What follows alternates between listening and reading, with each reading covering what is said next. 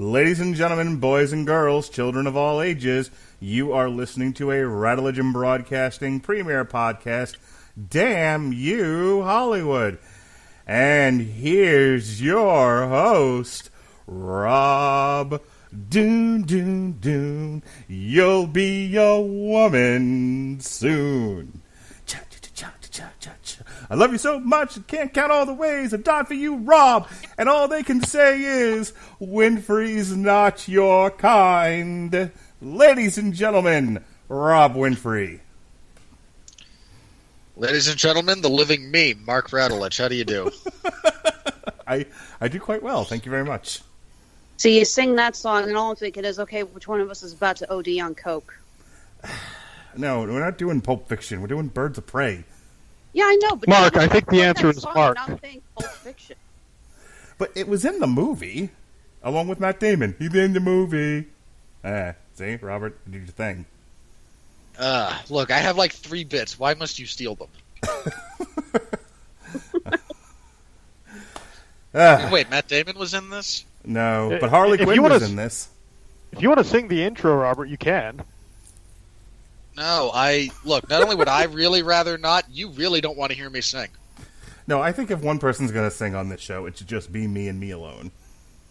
That's what's plotted on the bingo card. That goddamn right. All right.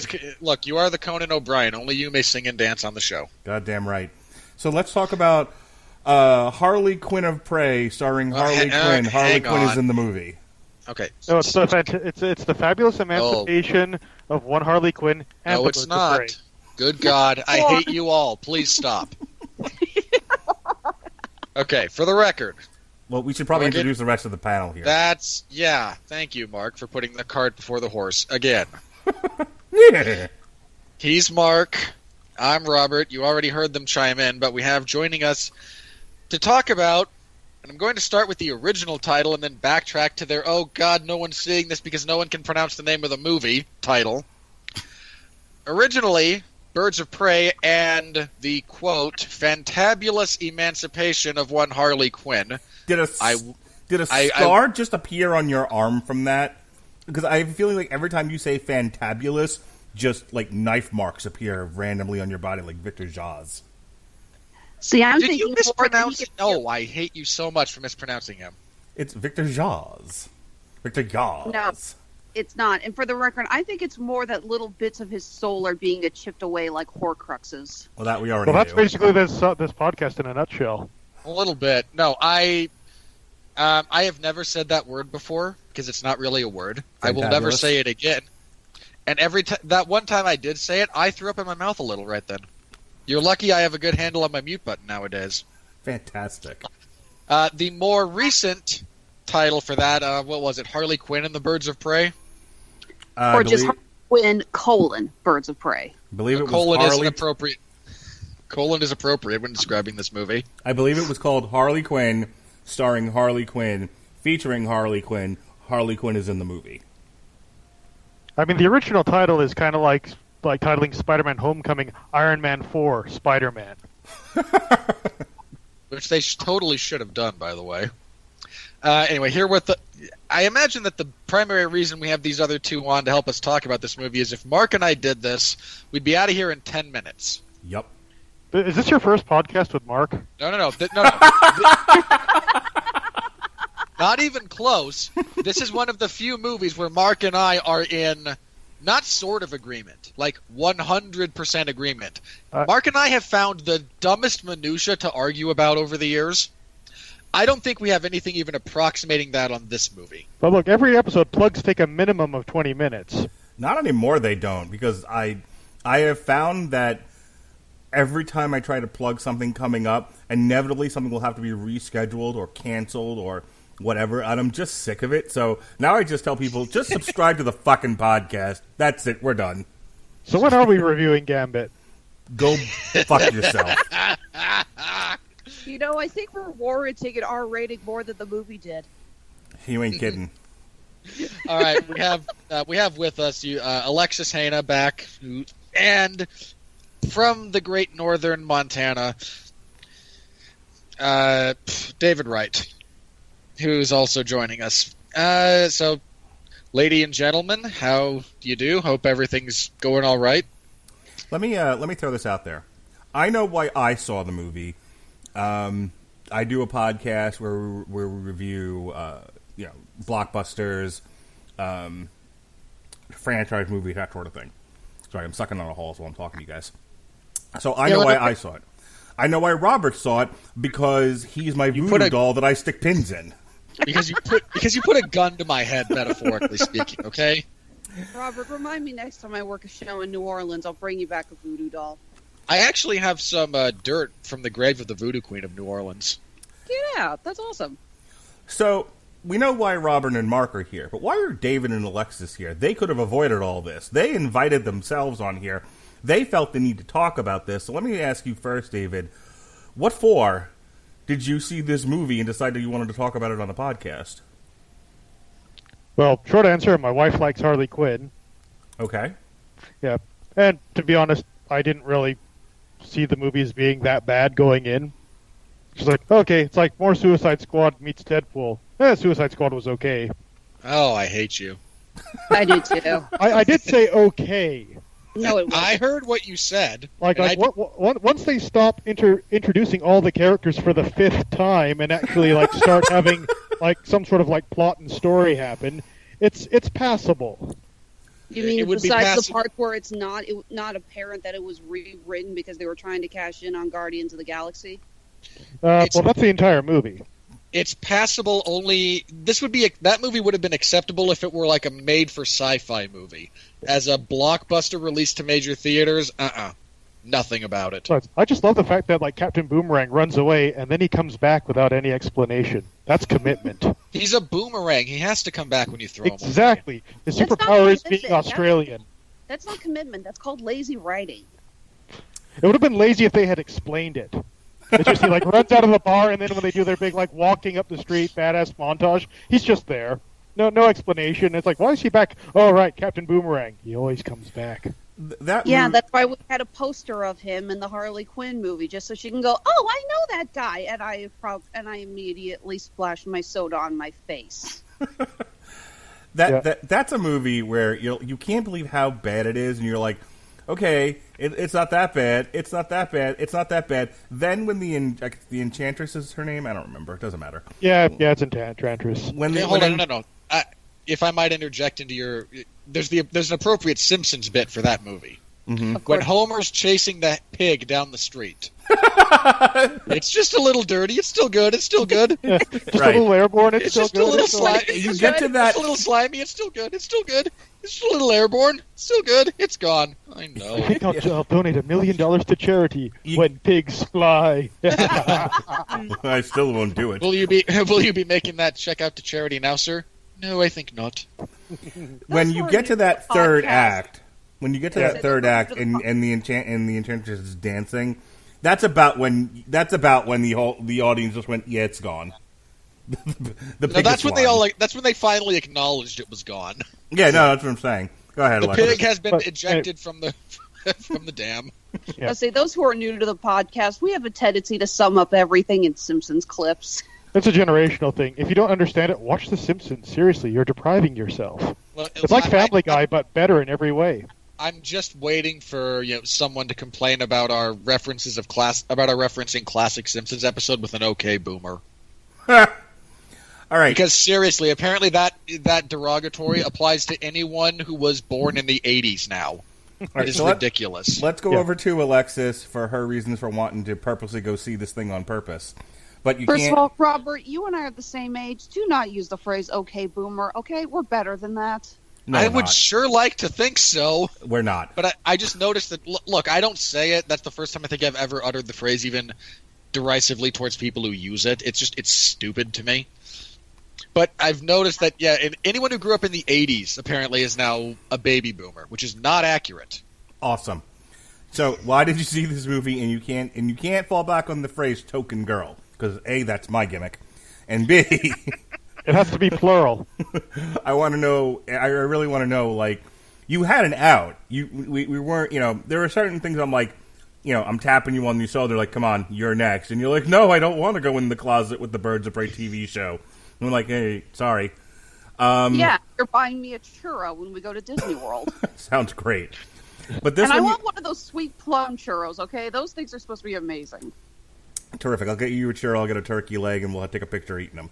Why did you see this godforsaken movie?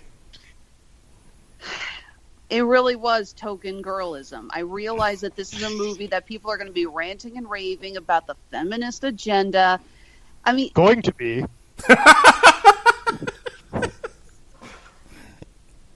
Thank you. I mean, I'd like to remind you, feminist agenda was the reason you invited me onto this show in the first place. Remember Mockingbird, Corgi Butts? Yes. Hey, there's a girl on the cover of this comic wearing "Ask Me About My Feminist Agenda." We need a girl for this. Anyone know one? No, not one I'm not married to. And lo and behold, we found Alexis. No. I assumed that it would probably be best if this podcast, if this particular show, did have at least one woman discussing what many people were saying might be or is, or shoot me now, the feminist superhero movie. Because Lord knows people aren't saying that about Captain Marvel. Well, we said it about Captain Marvel because it was mostly true. Look, I stand by my criticism of Captain Marvel. Its political agenda aside, it's just not a very good movie. I personally appreciate you looking at that 20-car pile-up from about 6 cars back and going, you know what? Yeah. And just pulling around and driving on into it with us. I regret nothing. And admittedly, I was also a little curious about this. Going into this, I will go ahead and tell you guys. Those who aren't familiar with me on this show, I am a Comic-Con vendor. I spend nearly every weekend at various comic book conventions, anime conventions. I have seen more Harley Quinn cosplays than I can count. We have a running joke that if you take a shot every time you see a Harley Quinn cosplay, you will need a liver transplant by Monday. And if you take a shot every time you see a Negan cosplay, you'll be dead by Sunday. How about Deadpool? You won't make it an hour. Deadpool, actually, I hate to say it, Deadpool's thinned out since the second movie came out. And furthermore, before the movies came out, it was more creative Deadpools. You saw a lot more Deadpool guy cosplaying as Deadpool, cosplaying as another character, or bringing in the different variations of Deadpool we've seen in the comics, like the roller disco Deadpool and stuff. After the second movie, it really dried out. I hope we're getting... Much like the Deadpool IP in that movie. I hope going forward what we get is a lot of people cosplaying as Deadpooling. I'm just going with it. A little bit of lead into that. I hope people start... I like it. Go with it. I want to see at comic book conventions going forward, people are Deadpooling as the Mandalorian. Robert, plot synopsis. Oh, God help us. All right, we open with... There's a lot of narration by Harley Quinn. Most of it useless. Oh, you are not kidding. Explaining a bit of her backstory, where I was an orphan, where I was, smacked around by the nuns. But hey, I became an average student, got into college, suffered all the usual heartbreaks, threw myself into my work, fell in love with a psychopathic murderer like you do.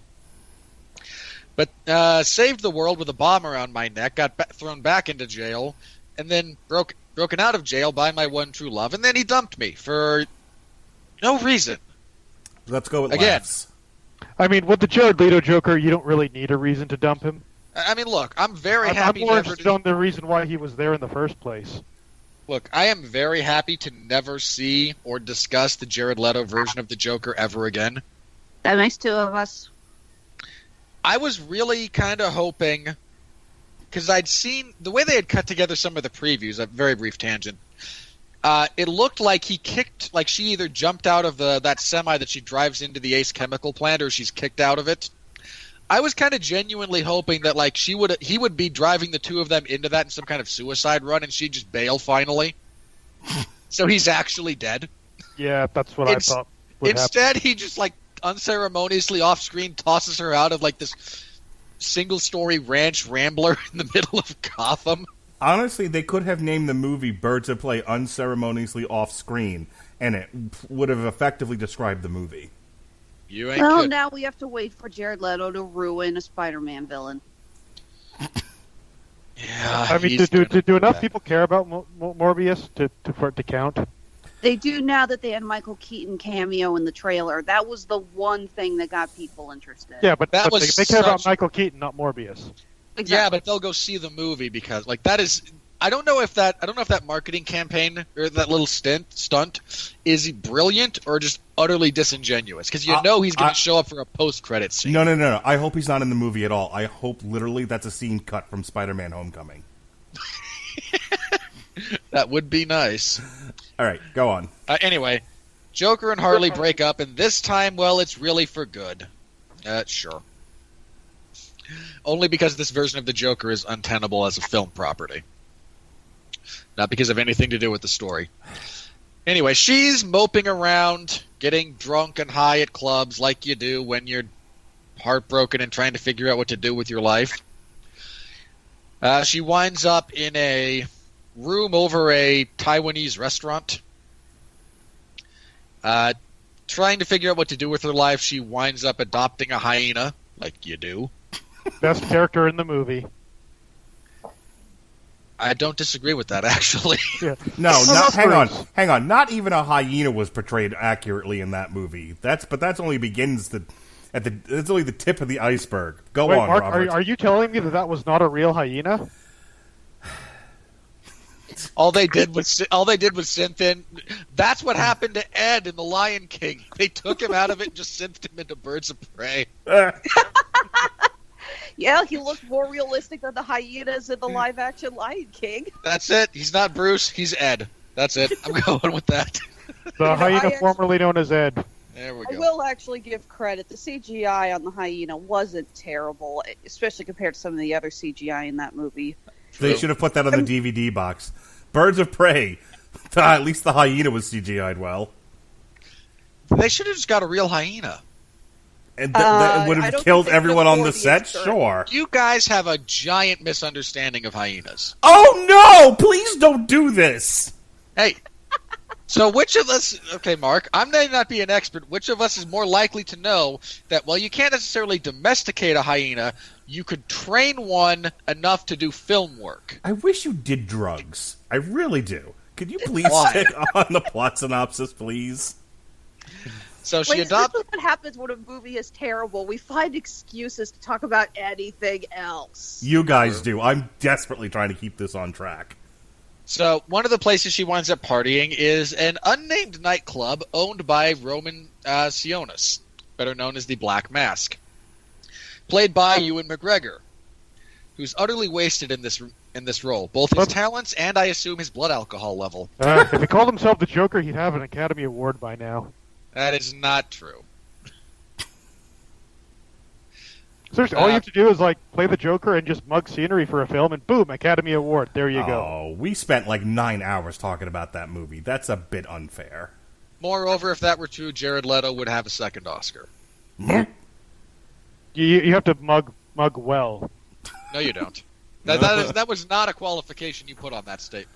Hey, folks, if you're at home playing the drinking game, every time we go off topic, take a drink, and we'll see you in the hospital. Please, we want enough people to make it to the next podcast. See, I was just going to ask if we were bringing up the whole Joker's winning the Oscar. Robert, did Taika Waititi getting an Oscar make you feel like you've been gut punched? No, not really. I was more surprised that didn't go to the Two Popes, if I'm being honest. I didn't see Two Popes. I thought that was a better adaptation of the material it was adapting than... That and the Catherine the Great are both on my DVR. I'm too busy dealing with this shit to watch that kind of stuff. But look, yeah, for the record, Taika Waititi winning an Oscar, yeah, that does make me wish to burn the world. So Gavin, keep going. Anyway, while at this nightclub, she cripples Roman's driver. She nearly gets abducted after becoming entirely too drunk, but is rescued by Dinah Lance. Dinah. I've never heard her name pronounced. I took a shot in the dark. Dinah Lance, and Roman oversees her beat the crap out of some thugs and decides, no, you're now my driver. We're also introduced to Renee Montoya, who's the somewhat stereotypically held down female cop because ovaries. I don't know. Quick question. Does anyone know if Renee Montoya was actually a staple in the comics before they had her on the Batman the Animated Series? No, I was just actually listening to the critically acclaimed guys talk about this today. She was created for the series, but I guess DC editorial was aware that such a character was being created, and in the time it took to get her animated into an on-air episode, they had already put her into the comics. So she was invented for the show, but she appears in the comics first, is what I thought I heard William Bibiani say. That's what my brief look at her Wikipedia entry indicates. Well, either way, she was. We can just say she was created by Bruce Timm and Paul Dini. Okay. Yeah. Much like Harley Quinn. All right. She's investigating a couple of things. First of all, she's trying to put together a case against Roman Sionis, but she's a loose cannon and is on suspension now. And the Sionis family is rich, powerful, well-connected, and hey, it's Gotham, so, corruption. So the Sionis is the Trumps. Eh. No, I didn't see many parallels between Trump and this one. Well, for one thing, Ewan McGregor's got way sexier hair. Dude, I'm balding and I have better hair than Trump, okay? Like, if we're...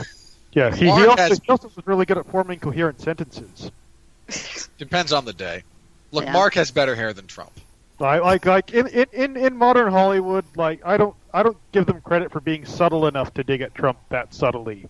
That is very true, actually. Thank you for that. Now, you want to get to a subtle dig at Trump, come back when Mark and I review Green Eggs and Ham. Well, the fact that he doesn't say, I'm going to make Gotham great again, was a pretty good sign that they're not going to do the Trump thing with him. I'm thinking. Anyway, Montoya's trying to build a case against him, but her superiors don't really want her to, and in fairness to her superiors, she's presented as a pretty terrible cop. She just makes these illogical jumps that we as the audience know are correct, but has no evidence to support them. And then constantly, subverts the rules of evidence. You stole this from an active crime scene. Yeah, but don't you see that I had to? No. You compromised any case that might have been brought via the evidence you collected. Yeah. Good job. Let's explain how this legally works. Have you seen an episode of Law and Order? The legally obtained evidence is inadmissible in court, and anything after also. Yeah, anything obtained, the legal terminology is fruit from the poisonous tree. Do you guys really think that anyone who actually wrote this movie has watched an episode of Law and Order? Yeah, looking at the Possible. writer's credits, no. Because that was set in New York, and they all live in Los Angeles, so how could they be relevant? Anyway. She's also investigating the crossbow-wielding vigilante Huntress, who's around doing stuff intermittently, shows up to shoot people. With a crossbow. It's not a bow and arrow, she's not 8. 12. Whatever. We should add this is the Huntress from the Bertinelli family, not the Helena Kyle Huntress. Yeah. No one is the Helena Kyle. That was utterly made up for that stupid show we're going to review Thursday. Actually, you know what? You've yelled enough about staying on track. We'll talk about that on Thursday. Okay. So, the big MacGuffin for this show, for this movie, is a diamond that is molecularly encoded with encryption data to get to a rich crime family, the Bertinellis, in fact, that was all but wiped out. And access to their finances will bring end to civilization. I don't know. The Black Mask is after it because his family cut him off because he's a sadistic, murderous jackass. Yeah, he'll just have access to all the hundreds of millions that he would need to build whatever criminal empire that he wants to unopposed, basically. That's the theory. Just call it the MacGuffin Diamond and let's move on. Yeah. So they're looking for the MacGuffin, and there's a little bit of a rigmarole and a runaround. We are also introduced to the most wasted of all the characters in this movie that have the most wasted potential. Victor Zsasz is sadly, utterly wasted in this movie. He's second. Well, when we get to the first most wasted, I'll let you know by jumping on my soapbox. Fair enough. So they're all after it. Victor and the Black Canary, Dinah, are able to acquire it briefly before it's pickpocketed by Rosie Tran. Sorry, I mean Rose Tico. So I mean, what's the character's name? Cassandra Cain. Can I jump on my soapbox now? Okay. Fuck you! That was not Cassandra Cain. Fair enough. Oh my god, that pissed me off so. I understand that you're going to change characters. I understand you're going to combine characters. I understand that sometimes characters will grow into the ones that we actually know. That was not Cassandra Cain, and whoever decided to just take this character that they didn't know who it was going to be and slap the name Cassandra Cain on them needs to be dragged out into the street and shot. Well said. She steals the diamond from Victor, and as she is arrested, to try and keep it, she swallows it. Now, I don't really want to go too deep into Mr. Wizard here, but swallowing a diamond that size, that's going to perforate your intestines. Yeah, severe internal bleeding, everyone. Yeah, I've got minor acid reflux, and just watching that made my entire body hurt. Yeah, you can maybe get away with swallowing, really small diamonds. Something that size, nope. That's going to destroy you internally. This diamond's about the size of a strawberry, for those who haven't seen the movie. So she's taken into the police station. Harley is right about this time abducted by Black Mask's men. He's going to have her killed. He stops himself, much like Will Smith did in Suicide Squad, for very little reason. Yeah, important detail. She's captured now because it's common knowledge she broke up with Joker because she blew up the Ace chemical plants. So now that no one is worried about dealing with Joker, they think they can basically take out Harley for all the jerk moves she's done. And which actually was like the one clever writing bit in this entire movie. That's true. So as she's about to die, she says, "Nope, I will find this thing you're looking for," and he decides to acquiesce to that. Also puts out a generalized bounty and says, "Hey, free for all." Harley attacks the least staffed police station of all time for a major metropolitan area. I mean, really? Normally I'd argue it's Gotham City. Of course, it's understaffed, but even for Gotham, that was pretty bad. Look, I don't want to keep doing interruptions, so I've stayed as quiet as I can. But I both loved and hated that scene. I hated it for the implication that Gotham City has the most ineffectual, wimpy, limp-wristed, fucking idiot cops in the history of policing. On the other hand, it was a badass action scene. I'm very torn on this. I disagree with your characterization of it. However, there's a fucking shock. We can discuss the merits of the action sequence itself later. Sure. Because I am curious as to your thoughts on it. It is kind of cool seeing one cop get blown backwards with confetti. That happens a couple of times. Anyway, so she attacks this police station, goes to rescue Cassandra, gets into a Lucha Underground style match with people in the simulated rain, because we just have to. Thanks, Eddie. Yeah, sorry, we have squeak commentary on the side here. Speaking of Lucha Underground. Hey, Eddie and Squeaky were great characters. There's a biker gang that attacks about that time as well, and then the cavalry shows up, but it was too late. End of the day, they're able to escape. Harley and Cassandra are able to escape. She takes a liking to Cassandra, so rather than gut this poor girl to get the diamond, she decides to pump her full of laxatives and kill her slowly with dehydration. Cassandra takes a liking to Harley because, hey, why wouldn't you want to aspire to be a psychotic unstable, murderous, sadistic, nearly homeless individual. Like, sure, this woman is clearly role model material. They get sold out. They're eventually sold out by the guy who owns the restaurant that they're staying over. This breaks poor Harley a little more. She tries to sell Cassandra to the Black Mask. Black Canary has been, during this time, feeding some information to Renee Montoya because she doesn't really want to rock the boat too much, but even for her, Ewan McGregor's a bit much. Well, didn't they also say that the former driver was a mole as well? So yeah, something like that. Yeah, Montoya basically said, yeah, your predecessor and I had kind of an agreement. Here's some coffee.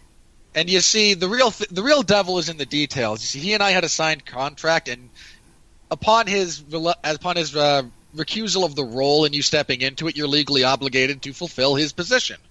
Yeah, I'm not sure like police informant jobs work like that.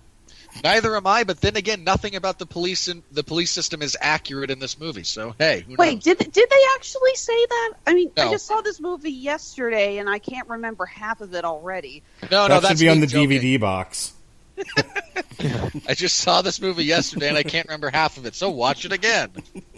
No, it wasn't explicitly said, but she did say, yeah, your predecessor and I had an agreement. I'd like to, give you the same agreement. And I think it was mostly so she could name drop that, Black Canary's mom apparently worked with the police and had the same superpowers. Spoiler alert. Yeah. So Dinah's been given a little bit of information to Renee. Victor realizes she's a double agent. They all converge at the booby trap because the writer's 10-year-old decided to get a line in there, I guess. I don't know. Hey, Yeah, what was that? Like a fun house at an abandoned amusement park? Yeah, Well, something like that. That's like commonly where the Joker has his hideout. That's like in a couple of Lego games. It's been in various comic books. It's a thing associated with Joker and Harley. So they all show up there. They all have our big get-together moment when, hey, no, they're trying to kill all of us, so we shouldn't try to kill each other. Victor's ass dies at this point because he was one of the gunmen responsible for the massacre of the Bertinelli family, and he's the last one on Huntress's list. She killed the other mob boss responsible, killed all of the shooters, is like, yeah, peace out, I'm done. And then the cop goes, don't you know who bankrolled them? He's the author of all your pain. James. And she decides to, sure, I'll help you guys fight out of this impossible scenario. They all team up, they all get armed, and despite everyone on the outside having guns, they all decide, you know what? Hand-to-hand combat. That's where it's at. Yeah, there is a day for the trope when the bad guys forget how to use guns. What is that trope called just beside stupidity? I don't know, actually. Okay, you know what? I'm going to TV tropes. I'm going to find out if there's actually a name for this. Yeah, all I can think of is when Terry Pratchett said convention is stronger than any law of physics. Doesn't quite apply in this case, but it's kind of close. The underlying premise, Yeah. the theory behind that, or the point it's trying to convey is correct. So there's maybe they were like, hey, we won't use our guns if you don't use your Black Canary. Okay, apparently, hold on a second. It's just doesn't like guns. That needs a much better name. It does need a much better name. But I'm on TV tropes here, and yeah, just doesn't like guns. Sweet. Seriously, at this point in the film, when they were like looking over all the bad guys in the parking lot assembling to go and storm the place with guns, and Black Canary standing there, I'm like, I know she has superpowers. Why doesn't she just use her superpowers right now? They're all out in the open, ready to get mowed down. Yeah, that would have been a really good time to do that. Yeah, very good tactically, but doesn't make for a great action sequence. Anyway, there's an action sequence. Then they all start getting shot at because, hey, that never stopped being a thing. Let's just run out of like the tight, confined entrance into the wall of like people with guns pointed at it. Did they actually think that was all of them? Montoya gets shot, but she's wearing Harley's bulletproof corset. Bustier. It's a bustier, you uncouth swine. Okay. I suppose that's true. Yeah, of course it can. Of course, it doesn't necessarily have to have the cup for support. So, okay, fair enough. Bustier. Let's just also add that because that thing had no coverage on the chest whatsoever, whoever shot her was one hell of a lousy shot. Yeah, like I'll go for the. You aim center mass. Center mass isn't the stomach. Wow, guys. Anyway, Black Canary unleashes her sonic powers and Canary cry. manages to actually defy this was the funniest thing to me. She screams all of them away. Harley jumps in front of her on roller skates to get the boost, and they all fall very, very slowly, like she's defying gravity. That's not how that works. Yeah. Then Black Canary collapses, giving us an explanation for why she apparently didn't use her powers sooner. Yeah, apparently if she goes that hard with them, she has to pass out. Which, hey, fair enough. Yeah, but we could have seen her doing small little... The only hint we got to her canary cry beforehand was a scene where she was singing at the club, and she hits a high note and destroys a martini glass, Ella Fitzgerald. And for the record, naturally she was singing It's a Man's World. Honestly, I was talking about this at work today. I'm honestly surprised she wasn't singing You Don't Own Me. Like, why wasn't that song in this? Right now, there's the unpaid intern is listening to this podcast going, oh, damn, we missed one. No, because that song was used as Harley's opener in Suicide Squad. Yeah. Oh, they good point. They couldn't retread it. Yes, they could have. Okay, sure, they could have, but they wouldn't. Yes, they would have. Does anyone want to go sifting through all the licensed music used in Suicide Squad? That's Isn't a it very pretty fair much question. Every piece of music produced by humankind? Somewhere in Suicide Squad was somebody flicking a didgeridoo. Yeah, Captain Boomerang. There you go. Nice. Get it, because he's Australian. Anyway, Harley takes off on roller skates to chase Black Mask, who has got Cassandra Cain at this point. Huntress shows up on a motorcycle, and rather than just, take a gun, drive up parallel, and shoot people, she decides to play Chariot with Harley.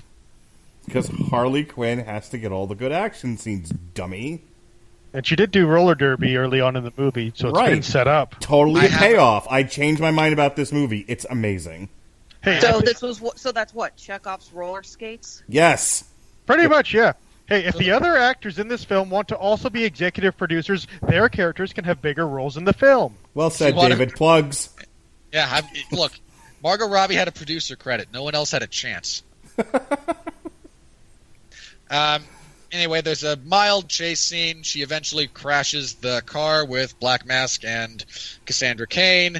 They all head off onto the mist-covered pier because at this point, why not? With a bunch of statues on it, Beauty of the Beast style. Now I really I want someone to recut that scene, but just with the Beast song from the live-action movie Nevermore playing. Yeah. Also, quick sidebar: she's given a revolver with one bullet in it by, I think, one of the other characters. Which she then wastes.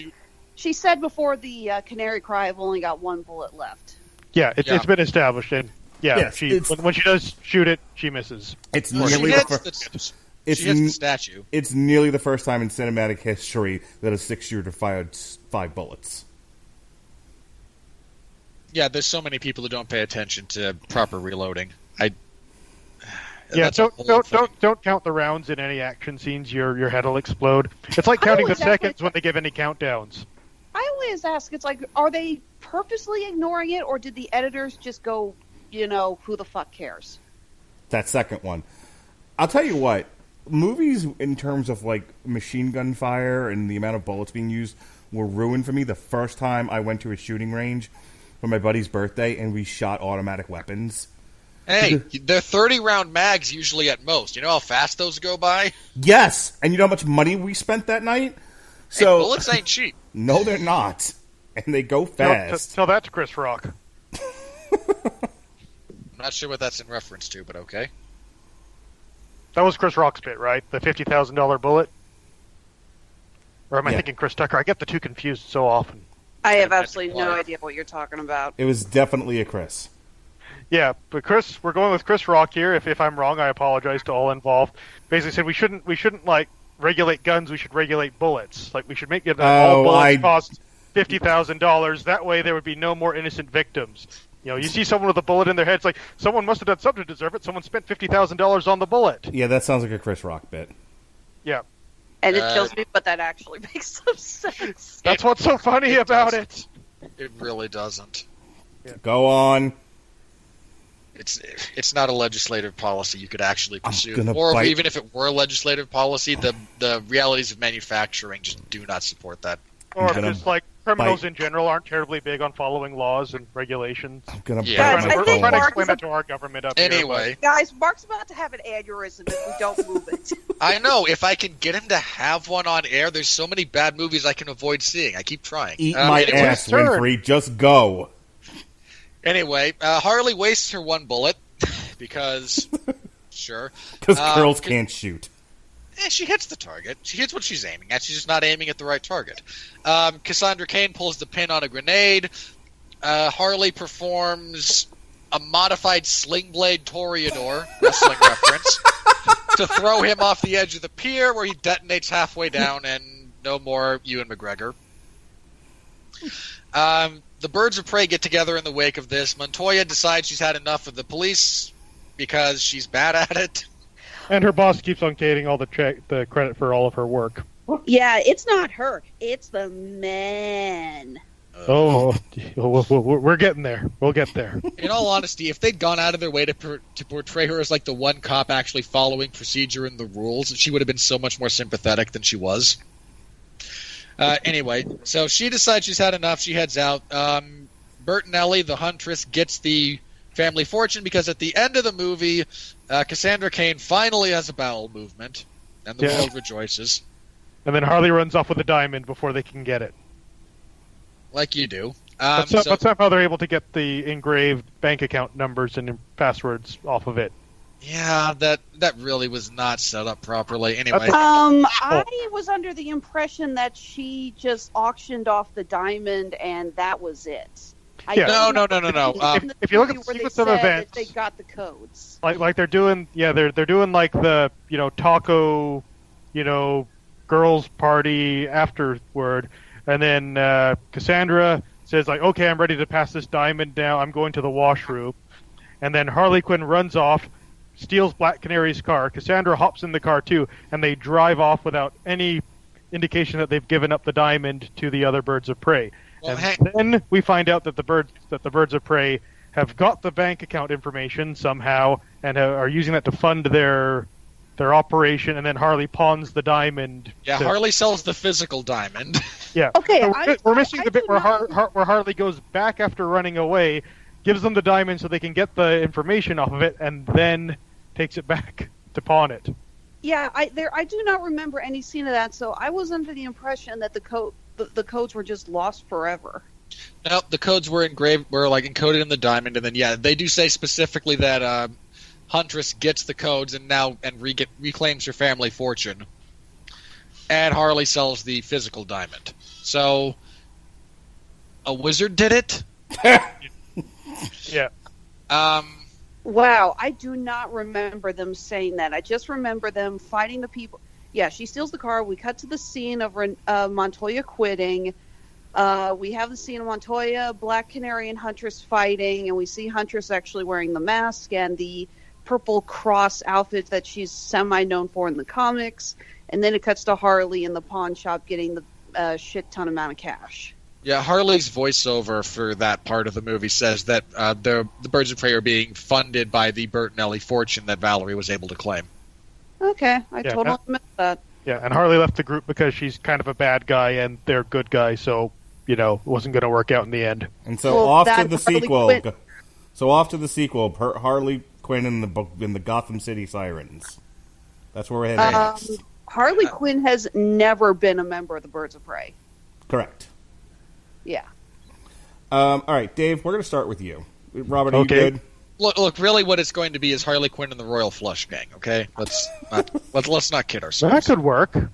Sure. Yeah. Harley and Cassandra become a bit of a duo. Harley finally gets to chow down on a greasy egg sandwich. Bruce lives. Yeah, they find the hyena who they thought was blown up when their house got blown up. Yeah. But no, So he was just wandering around Chinatown. Like you do. Hey, Chinatown's Jinx. awesome. You owe me a beer. David. No, I jinxed you. That's how that works. Apparently there's a post-credits scene. No, there isn't. There's a post-credits audio sequence where Harley is about to reveal a secret about Batman to the audience, but the film cuts off as she's in the middle of speaking. Yeah, whatever she's about to say started with the letter F. Terrific. David, third try. Your thoughts. Why'd you say that name? Why'd I say David? No. Bad Batman reference. I know. Let's start with you, then Alexis, and then I will say my piece on this wonderful movie. Did I call her Valerie? Sorry, Hejna Bertinelli. My mistake.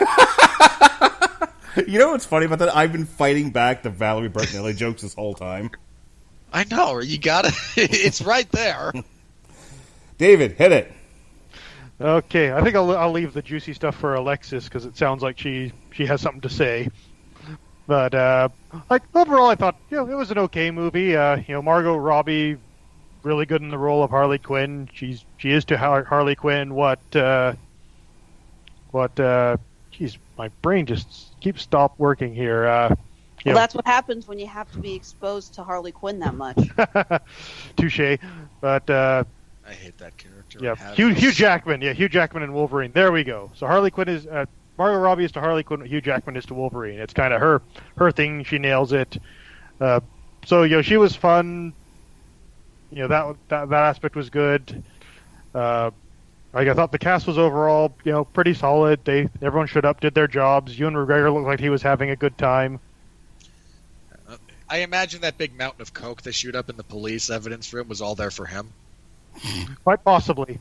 But hey, he was having fun. He got paid. Good on him.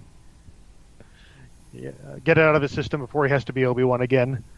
Probably the character that I kind of enjoyed the most, other than Bruce, was actually Huntress. Just sort of the idea that this person who has devoted her entire life to training to be an assassin has no social skills.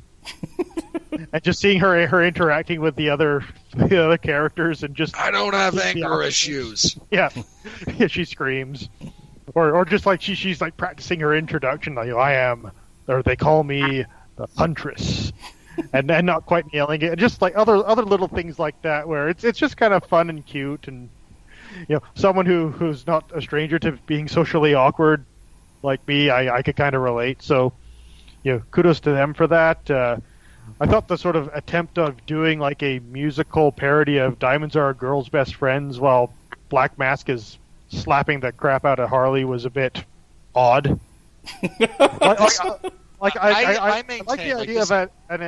I'll get you in just a second. I like the idea of an insanity-fueled cover of Diamonds Are a Girl's Best Friend with Harley doing the full musical stage show as being a really great idea. But the way they kind of did almost dubstep mixed in with getting smacked around it kind of just felt awkward and tonally disjointed. I feel like this movie desperately wants to be a piece of art house experimental art house cinema, and it just isn't.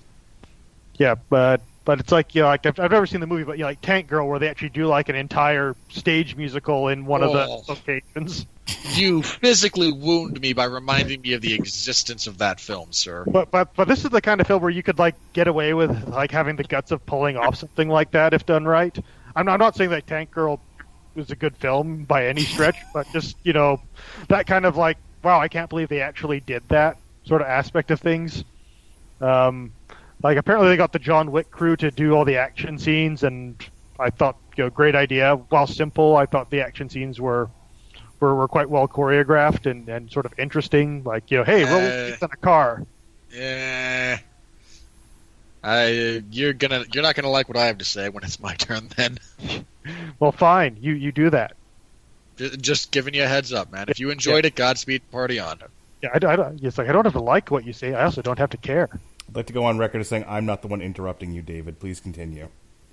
Yeah, I never did your remark. So yeah, overall, I thought it was okay. I think that the rest of my comments have to go. Well, we'll wait until we do the box office. Yeah. Oof. Yeah. Alexis, you have the floor, madam. Don't let us mansplain anything. You give us no quarter. You tell us what a proud feminist piece of art house cinema this really is. Let us have it, us stinky men, us. Now it's a churro and a Dole Whip. just racking up the points, huh? No, seriously, I really do want to try a Dole Whip. They're not bad. I was going to say, they're delicious. My wife loves them. Yeah, no, I went to a street fair and someone said they were selling Dole Whips and it was just a scoop of vanilla ice cream with pineapple juice poured on. I'm like, I think you guys are missing something here. Oh, yeah, that's not the same thing. Yeah, might be related to the word whip. I actually don't know what a Dole Whip is, but I assume whipped cream is an important ingredient. It's a frozen vanilla and pineapple dessert that's sold pretty much exclusively at Disney theme parks. And it's one of the iconic desserts that they're known for. Yeah, at some point I'll go to like one of those places owned by Disney, or I'll just wait long enough for Disney to just own everything.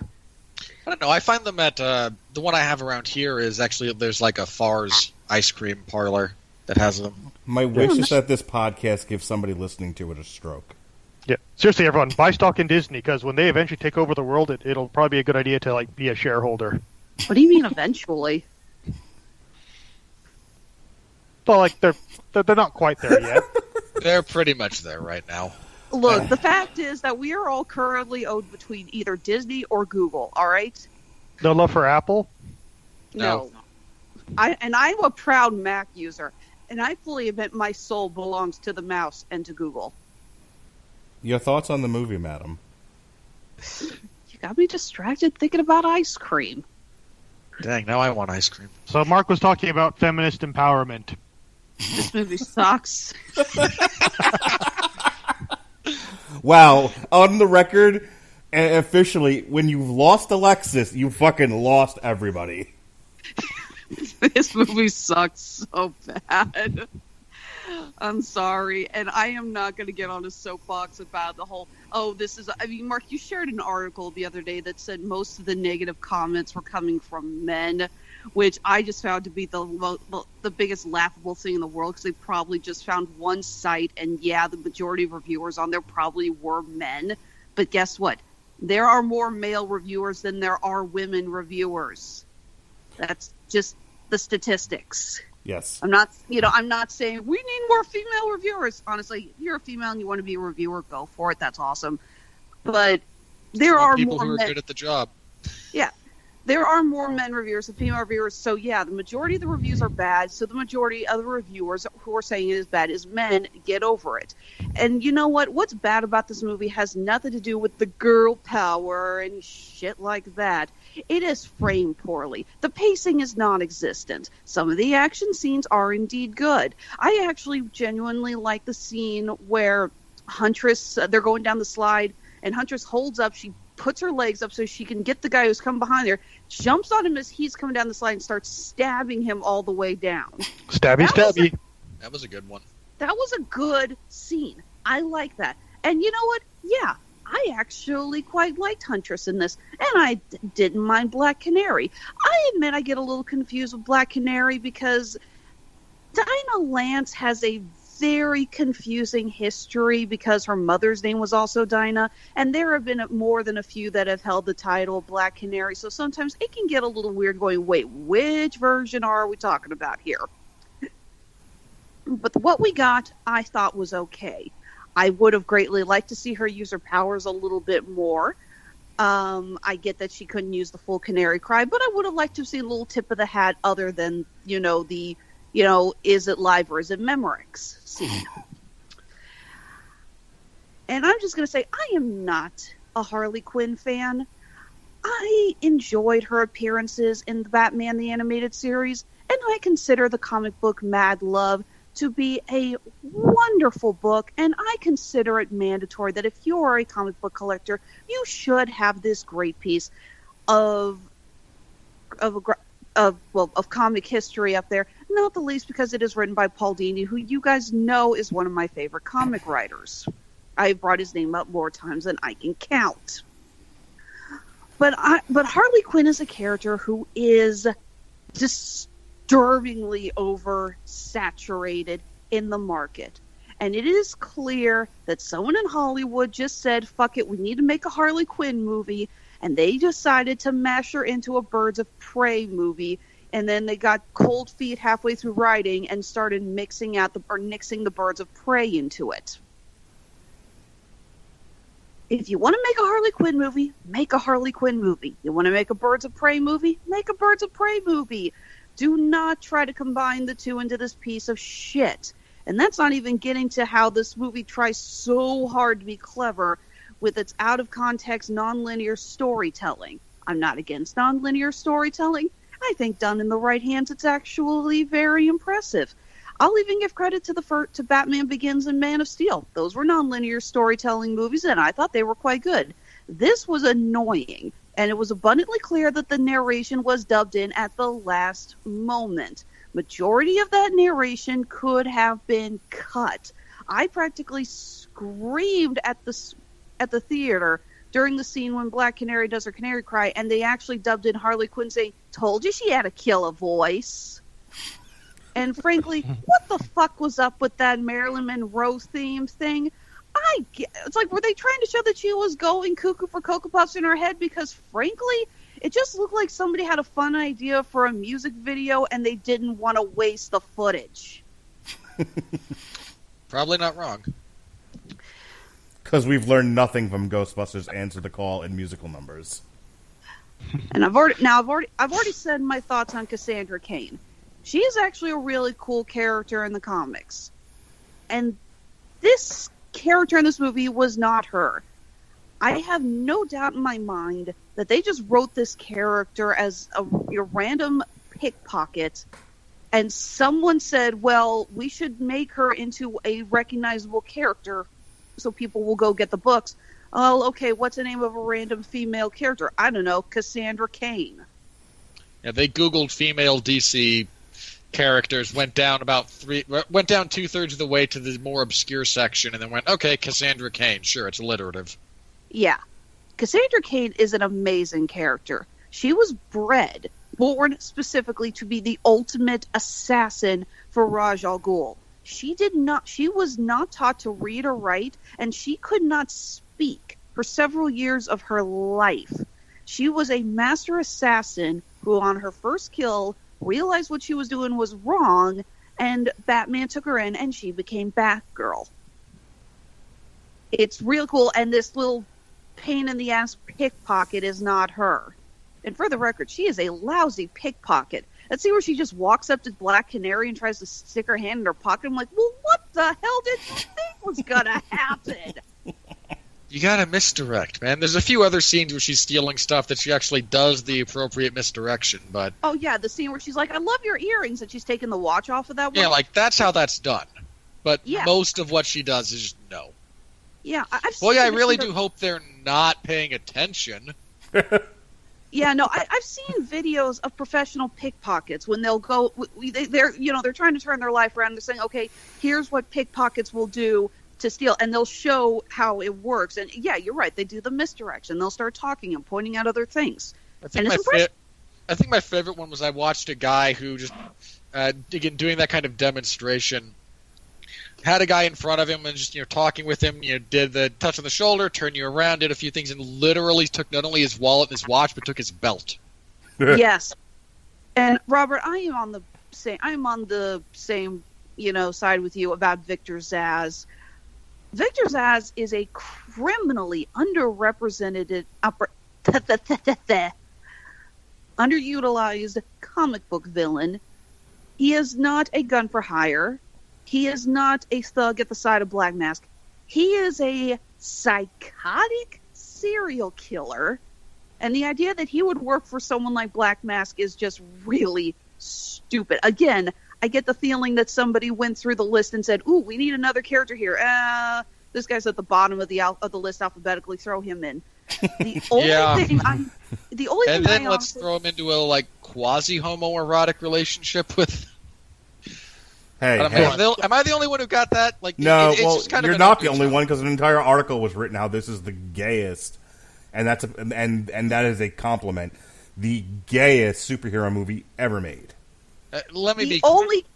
Go ahead. I'm sorry. Go ahead. I would say the only thing that I genuinely enjoyed about this movie, again, I did like some of the action sequences, but the pacing was so bad. They never took a breath for any of them.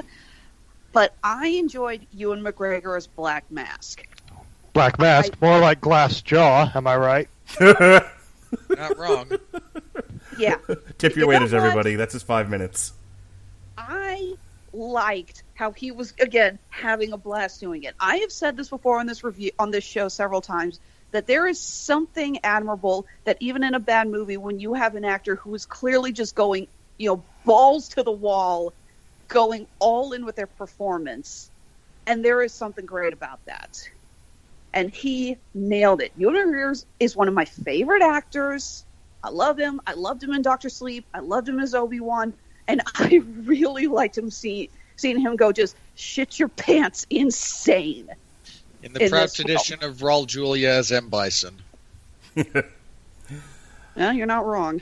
Hey, right. I stand by Raul Julia's performance in that movie as being the pitch-perfect Bison for that film.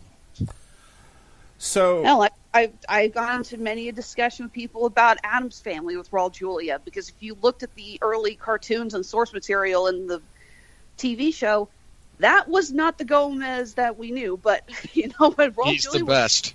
Yeah, he had so much fun. It's like, that's not what we got with John Aston, but oh my God, that was such a great performance. Yeah, Raul Julia is still the best Gomez Addams. Agreed. The fact that he gets to play off of Angelica Houston is just bonus. all right, so this is a classic tale of a movie that was rushed into pre-production, rushed through production, slapped together, and shoved out on there because they figured, well, lead actress, popular IP, we've already had a fair amount of recent success, so this should be fine. Nobody was minding the store. Nobody was an adult and said no. And it was, again, this was more about the agenda than it was about the movie. This was, a female-led cast. This was directed by a woman. I think this was actually written. It was. Yeah. Written by Christina Hodson. So, and produced, as we said before, by Margot Robbie, Brian Uncle S, and Sue Kroll. So, look, this was a agenda-driven movie by Warner Brothers, and I think they just assumed they took a couple of things for granted. They took for granted that the comic book buying audience was going to come out and see this because Harley Quinn for a decade has been a popular character. She was a popular character coming out of the movie. She's been a popular character in the cartoons and in the comic books. So going into this, I think they were like, there's no possible way we can fuck this up. That's going to be written on Warner Brothers' fucking tombstone when they're bought by Disney or Universal. I want Disney to make that like mandatory language in the contract. Warner Brothers, there was no possible way they could fuck this up. And here we are buying you out. Yeah. When Warner Brothers is going to buy us out.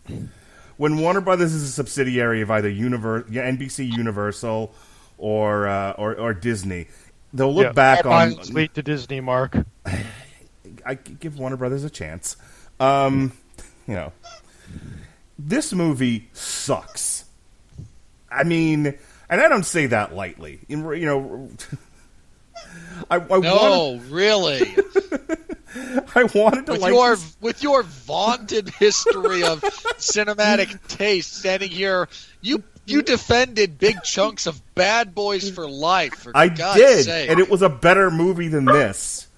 That's probably true. Look, they both suck. There are craft issues with this movie galore.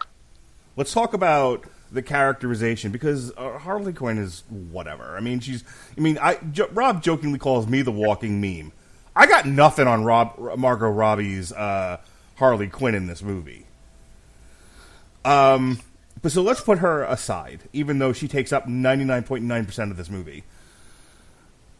Every character is either drawn as a caricature of what they're supposed to be. Rosie Perez's Renee Montoya, for example, who is flat and empty and like your disenfranchised cop, disenfranchised female cop, men suck, go. And Rosie Perez does her level best to do something with it. Which really also should have been the subtitle of this movie. Actors doing their level best to make something of this horse shit. So there's that. And then you have Mary Elizabeth Winstead, who, God bless her, she's a fine actress, and I think she's doing the best with what she's given. The problem is she's really not given much. She has a couple of funny bits where they're almost doing like a meta making fun of the Huntress character. But it's an insult to the actual Huntress character, number one. But who cares? Comic books are for nerds. Let's just look at this character. This is a nothing character. You have this rich tapestry of history that you can play into that is somewhat hinted at in that she's this orphaned girl from a mob family that is mowed down by another mobster, and that she's out for revenge. And instead of doing something with it, drawing from the actual angst that might produce, she's just kind of played for laughs. You have angry, not going to take it anymore black gal, also named Black Canary, who they were like, well, special effects are hard. Special effects are hard and cost money. So what if we just made her a ninja and she'll yell once? Perfect. Again, other than the one time she does the canary cry, that could have been any character. She's just there. And I'm not even going to get into the when we talk about the money, I can somewhat get into, I think, that then how if you're a comic book fan, this movie isn't for you. If you're a kid who likes Harley Quinn, they made it rated R, so it's not for you. And so, did they look over at what Elizabeth Banks was doing with Charlie's Angels and said, "I bet that makes $1 billion. Do what she's doing. Do what Elizabeth Banks is doing." And you landed almost in this. Well, no, Charlie's Angels made no money. This at least has a shot. Not much of one, but it's got one. So, either way, I don't want to get too much into, you looked at the comics, threw them in the trash, and just did your own thing with this.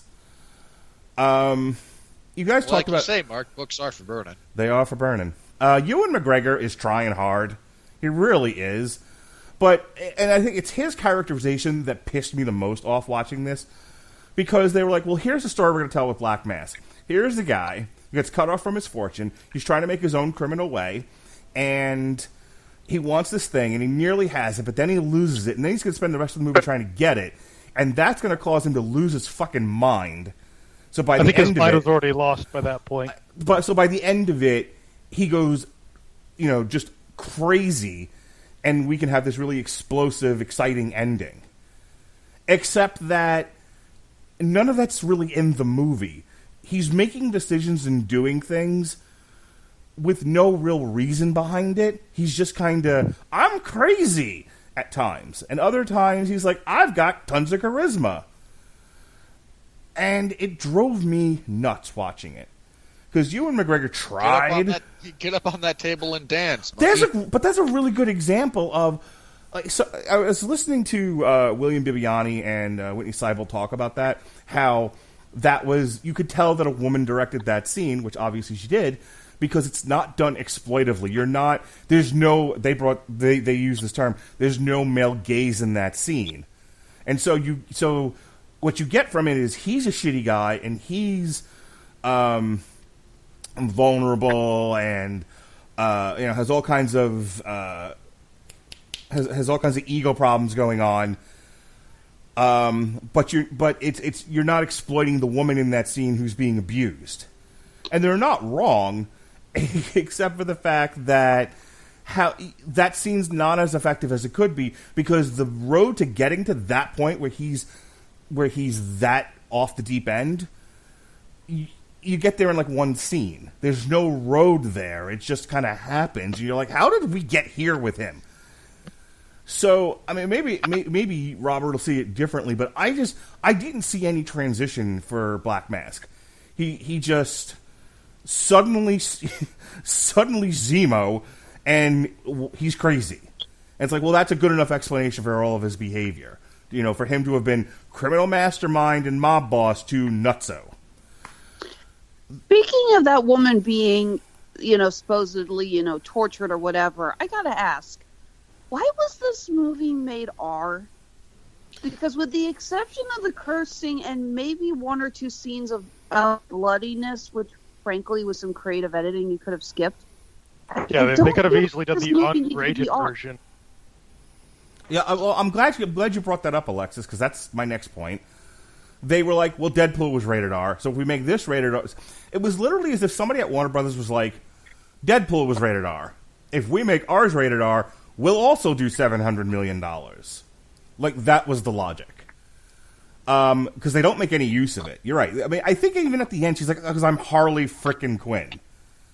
Vomit. No, she actually... Well, she uses the F word there. Does she? All right, so it's just in the commercial then. Either way. Yeah, for the trailer and whatnot, it was Harley frickin' Quinn, but in the movie, she's effing. I think I just wanted out of the movie theater by that point, so I was like, get on with it already. I do not blame you. But she, they don't make real effective use of the R rating. You could have very easily made this PG-13. And then again, this really belongs in the money section. But my daughter wanted to see it because it looked all girl power and she's a budding 9-year-old feminist. And I was like, I can't. Don't show her this movie then. Yeah. I'm like, I can't. It's rated R. I don't know why it's rated R. And then I saw it and I'm like, well, now I won't bring you because it's fucking trash and you deserve better. So pretty much every male character in this film is a horrible person. And that seems to be Hollywood's take on feminism, which is, here's a feminist movie. All the men are dumb and terrible. All the women are great and perfect.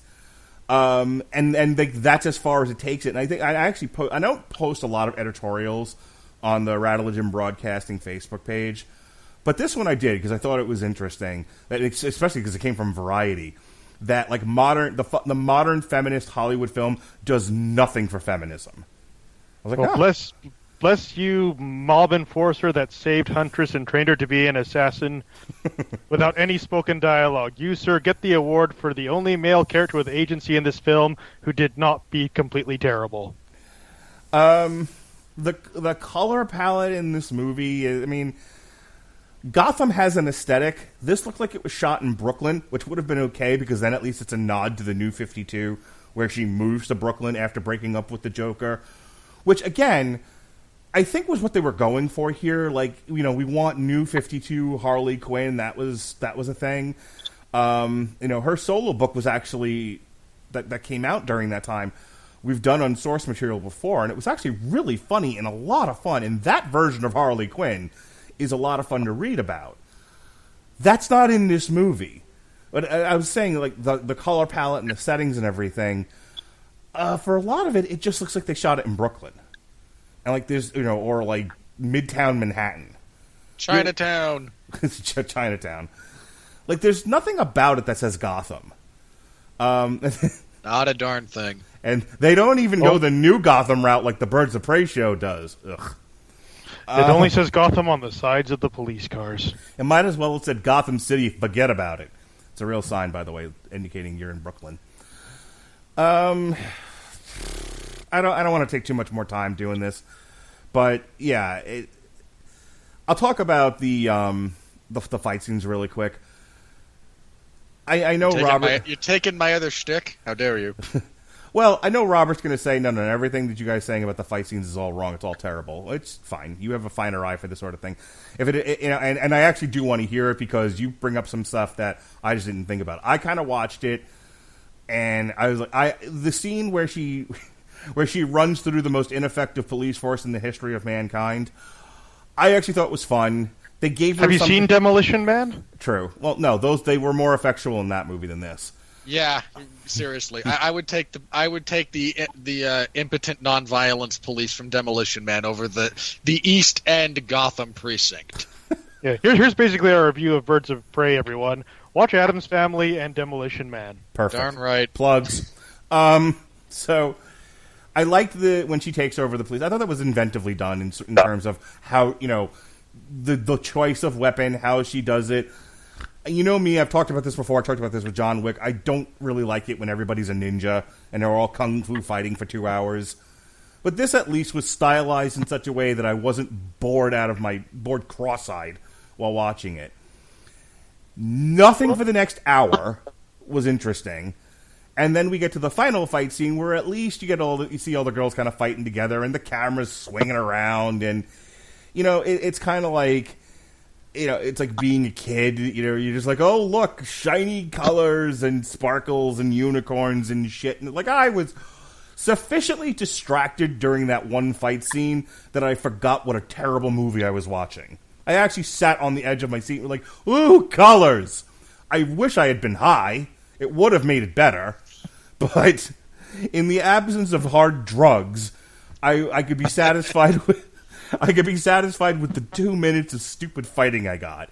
And then the rest that needs to go on the DVD case. To be fair, Mark, that's kind of always how I thought you enjoyed movies. Ooh, colors. And they move. I'm generally not high, but I wish I had been during this. Age of Extinction, 5 out of 5. Shut the fuck up. How to distract Mark. Ooh, jingle keys. There was a point in the movie where I thought about getting up and yelling, does anyone have fentanyl? Was anybody else in the theater? There was a handful of people. Funny story, in my case, no. Literally the only guy in the theater. Yeah, but which is how I prefer to watch movies. Yeah, but you go at like Tuesday at 1 o'clock in the afternoon when everyone's working. It was Tuesday at 11 a.m., thank you very much, because it's the cheapest time I can get there. Sure.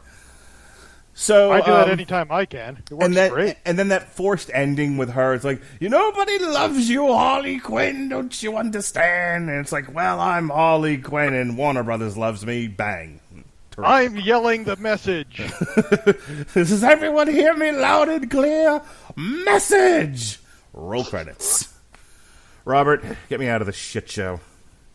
All right. There's a few things I would like to touch on.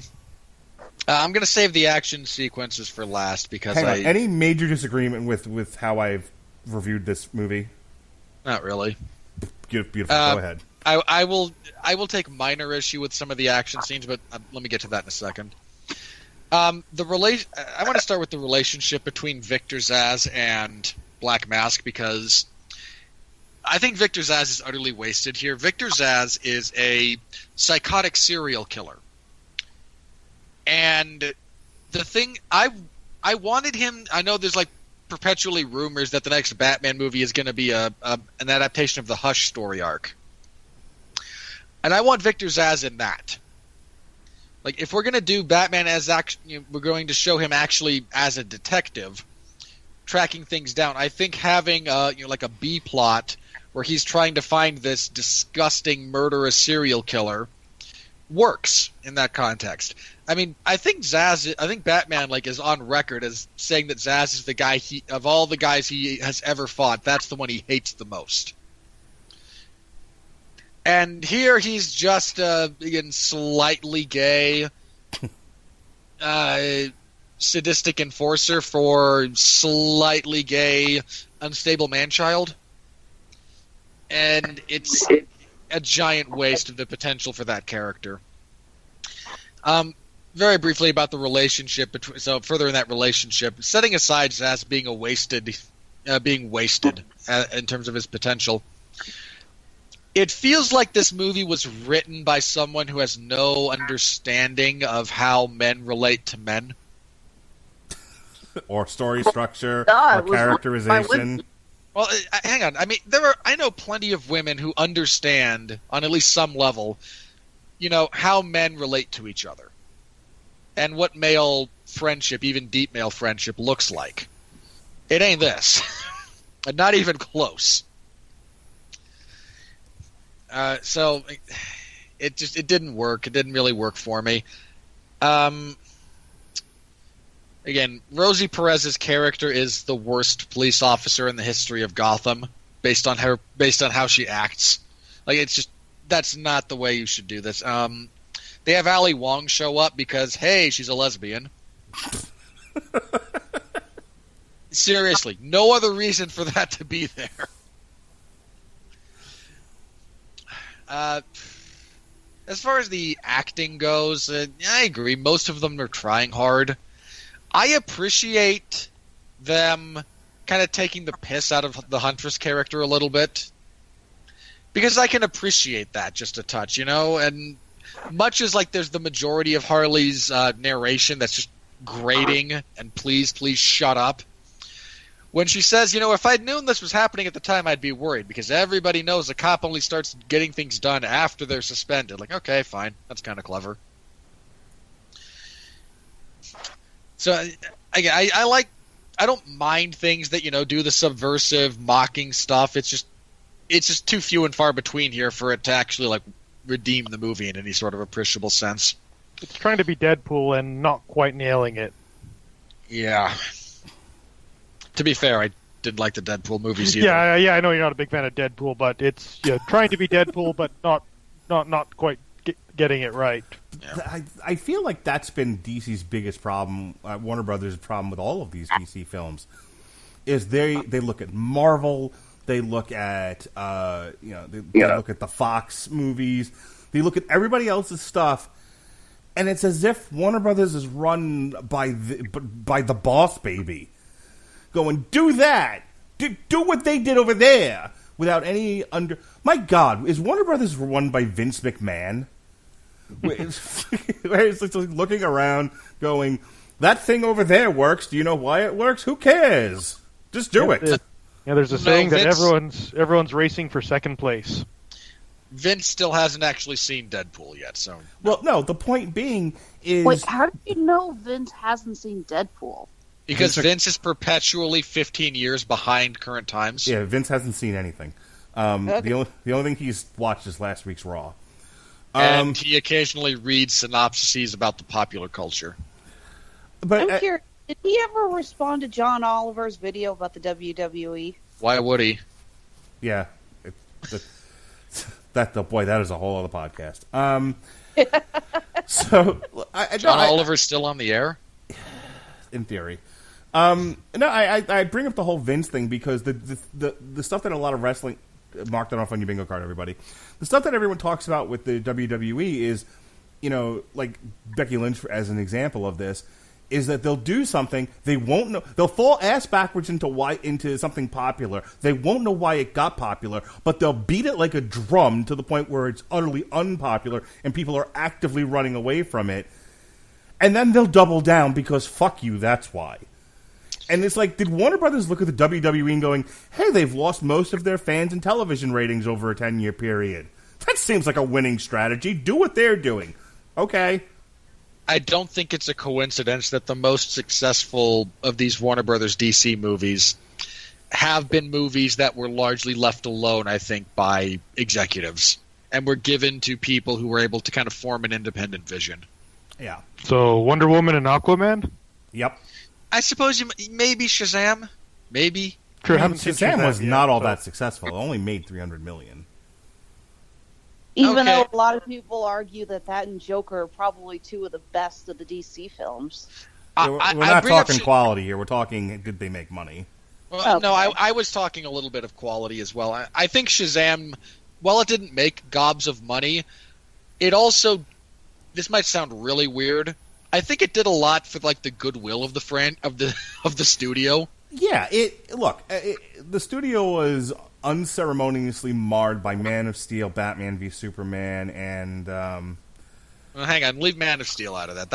That was unfair maligning by all parties. But Batman v Superman and Justice League both have serious issues. Right. And Justice League is deserves its own documentary for how that got screwed up. It's gone. Go to YouTube. So but you're not wrong when you say Patty Jenkins had a very strict vision for what she wanted to do with Wonder Woman, and she was largely allowed to do it. And while there were rumors that the production of it was kind of a mess, given that it was also during the big management transition at Warner Brothers, my understanding is that what they shot was halfway decent, and then it was kind of like Star Wars, fixed in editing. And then James Wan was pretty much told, go, here's money, go do whatever it is you're going to do with Aquaman. Given a lot of money. Yeah, and he was like, great, I'm going to make Flash Gordon Under the Sea. And he did, and it was great. I was going to say, you need it. If there's any film that needed the, oh my god, outrageous, I didn't know they made that, or didn't know that many zeros existed kind of a budget, it's Aquaman. But I think it made James Cameron blush. But to make Robert's point for him, it made James Cameron green. When he was jealous. When they gave James Wan kind of a blank check and said, "Go do your thing, and we'll mostly stay out of your way," they were successful. And I just think Shazam might have had that level of success because they certainly had that level of creativity given to them. I just Shazam is the whole concept of Shazam was way different than what Aquaman was. Yeah, it's a whole other thing. But I feel like this one, to your point, was so rushed and so slapdash that there was no quality control, and they just kind of pointed and said it'll be fine or it'll be just like Deadpool. Yeah, so there's that. Again, like the actors mostly try. Much as I don't like Harley Quinn, Margot Robbie has a really good feel for this version of the character. I think she deserves that credit, if nothing else. I think this version of Harley Quinn sucks, though. Speaking of versions of the character, I almost forgot. Did you guys catch the Days of Our Lives thing behind Montoya? No. No. Okay. Wow. I can't believe no one else caught this. During the scene when Montoya gets called before she burns all of the evidence, there's a TV behind her playing a clip of Days of Our Lives, and if you look closely, it's a woman in a jester costume. Paul Dini created Harley Quinn for Arlene Sorkin and was inspired by the clip of her on Days of Our Lives where she appeared in a Harlequin jester outfit. Huh. That was the original clip playing behind Montoya. I had almost completely forgotten about that, but I was looking something up, and they're like, Days of Our Lives going by. I'm like, oh, yeah, that's right. And that's why we have you on this show, for little details like that. That's impressive. Very good. Yeah. All right, I suppose I may as well talk about the action and my huge issue with it. Do I need to jump in the foxhole? No, I don't think so. Okay. You took the bullet on this one, Alexis. It's like, here, do you want my soapbox? You could have my soapbox. The vast majority of the fight choreography in this movie does not feel like fight choreography. It feels like a professional wrestling match, more specifically a lucha libre style. You know what's funny? There's a lot of Rotten Tomatoes criticisms that actually point to pro wrestling. And look, I'm not above enjoying professional wrestling from time to time, okay? This is not me looking down on the medium. Wait, I'm in a different chat with you that deals with professional wrestling. Since fucking when? Look, is this your first time on the network? You have seen me defend The Fiend, sir. Fair enough. Wait, aren't we on a wrestling network? Kinda. Wait, I got asked just based on what you said there, Mark. Are we talking it's more wrestling or more wrestling? Well, the reviewers said wrestling because they're patronizing fucktards. Yeah. I'm not trying to... Go ahead. I was saying you were saying the fight choreography. Wow, I am tripping over my words tonight. I swear to God, I'm not drunk, and I don't know why I'm slurring here. Well, maybe you should be. Yeah, probably. No, the fight choreography. Would you categorize it more as wrestling or wrestling? You take this one, Robert. If you want to draw a distinction between the degree to which you actually can put amateur-style wrestling into fight choreography or professional or choreographed professional wrestling to begin with, as purely a means of denoting the difference, you can say wrestling in this instance. All right, there's only so many Toreador arm drags that I can watch. Or, again, a Hurricane Rana sling blade or modified O'Connor roll go behind. Like, I'm not kidding. There's a bunch of them that I'm watching going, I saw this match in Chikara once. This is not... There was a point where I almost yelled out Super Kick Party. Yeah.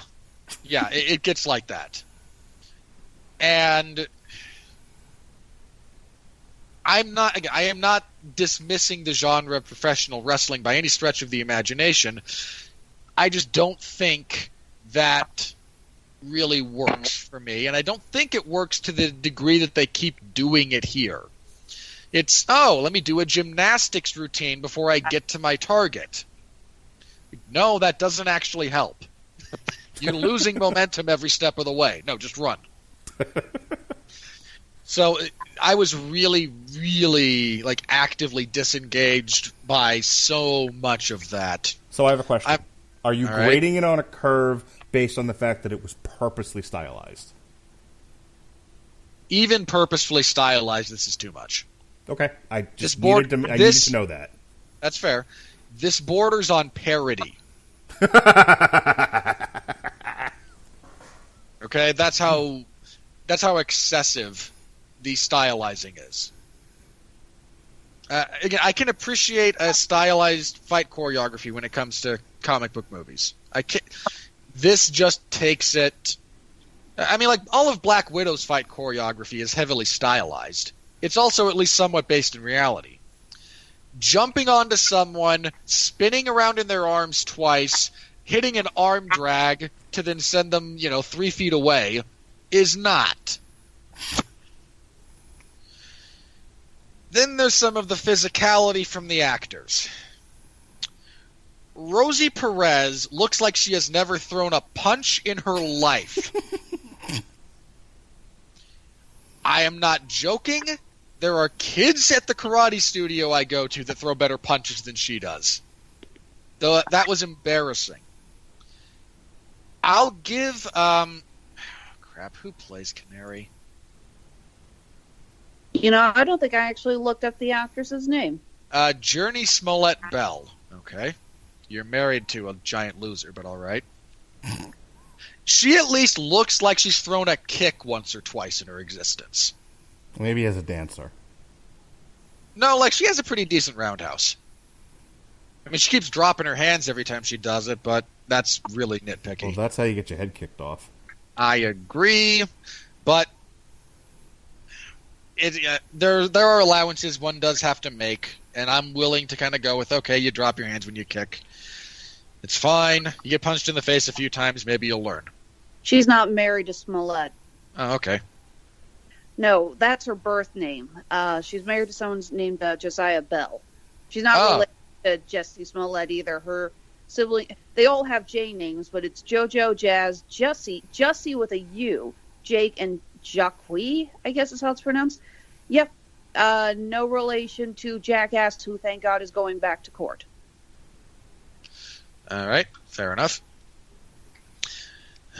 So, yeah, she looks like she's actually thrown a kick once or twice. I'm not sure I give Margot Robbie the same credit.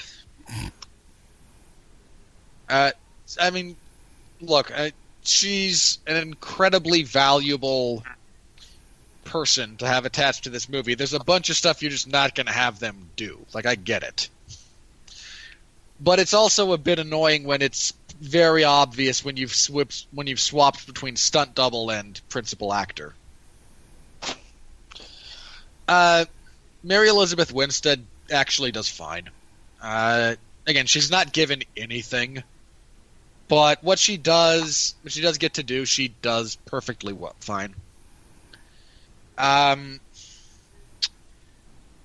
Cassandra Cain and whoever plays her becomes the third most annoying young teenage character I've seen in film like this. I kept wanting her to get shot. She really provides nothing to the story when you think about it. I know, just not a darn thing. She's the keeper of the MacGuffin. Yeah. I mean, she does do the grenades in Black Mask Pants thing. That's about it. Again, Ewan McGregor, God bless him. He goes over the top in every way that you need to try and save elements of this. But I agree with the pacing being wrong, and then I agree with Mark about his character not being given any sort of an actual path or road. It was just, hey, here's a stopping point. Here's another stopping point. And you're crazy. Yeah, there really was no reason to like shoot the movie out of order. Or to edit it out of order. Yeah, I don't mind nonlinear storytelling. Mark hates it. I don't mind it. Yeah, but where do you get that from? I've never said I hated nonlinear storytelling. You do. You also hate non-traditional storytelling methods. It's a case-by-case situation. I love Pulp Fiction. Okay, name me another one. Everybody says they love Pulp Fiction when you bring up stuff like this. Name me one other example. Memento. One. The Witcher? Memento. Yes, Okay. yeah, Memento and The Witcher. Okay, no, I only asked for one. I should have asked for three. Could you name me two others out of curiosity? Your mother. I already named two more earlier during my rant. Westworld. I mean Mark specifically. I don't want to play this game anymore. All right, so you found one other one that. So you like non-traditional storytelling when it's done by, cinematic visionaries like Tarantino and Nolan. Okay, fair enough. So I will say this about the fight scenes in this movie. While the choreography I do not care for, the cinematography and the editing of them is really, really nice. I think there's a lot of people being confused about how good they are because they're actually readable. But they're presented in a lot more longer takes. There's not a lot of quick cutting. So if you want to see from a technical standpoint how to shoot and present an action sequence, this movie is a good example. If you want to see how to properly choreograph or how to make an engaging fight scene on its own merits, this is not a good example. I saw at least somebody who said that this has like the best fight choreography they've ever seen, and I wanted to put my head through a wall. That's a bit much. That's utterly ridiculous. A guy I just went to high school with, who I'm pretty sure is saying this because it was a gal/queer forward movie, agenda driven movie, said this was the best movie he's ever seen. Like this was, this is his most. Hang on, friend's a strong word. This was his most favorite movie today yet, something like that. This is my new favorite movie, is what he said. Jesus Christ. Wait, the whole queer forward thing. I know that Renee Montoya is gay, and they say that Ali Wong is her ex. Yep. Did I miss any? I mean, besides the whole, what you guys were joking about Victor Zsasz and Black Mask and blah blah blah. Did I miss? Was there any more coded gay or subtext? Well, no. The stuff with Ewan McGregor and Victor Zsasz. Stop saying it that way. Victor Bourgeois is I think purposely supposed to be subtly gay, and that's what the people who are writing articles about this is a queer forward pro LGBTQ movie are keying in on the Ewan McGregor Victor Bourgeois stuff and the Renee Montoya, Ali Wong. Hang on. In that animated sequence where Harley's doing her backstory, wasn't one of her exes a woman too? Yes, that's another thing. So there is color paletting, there's relationships, there's all kinds of stuff going on that's supposed to that are signaling this is a very pro gay movie, without it being directly pro gay. God knows what. Name a movie. But, I don't know, I don't watch that stuff. But no, in other words, instead of with the being the plot, in promoting of a gay character is more like, this is almost like gay atmosphere, and it's supposed to be, positive. So that's what a lot of these, Enough of this gay banter.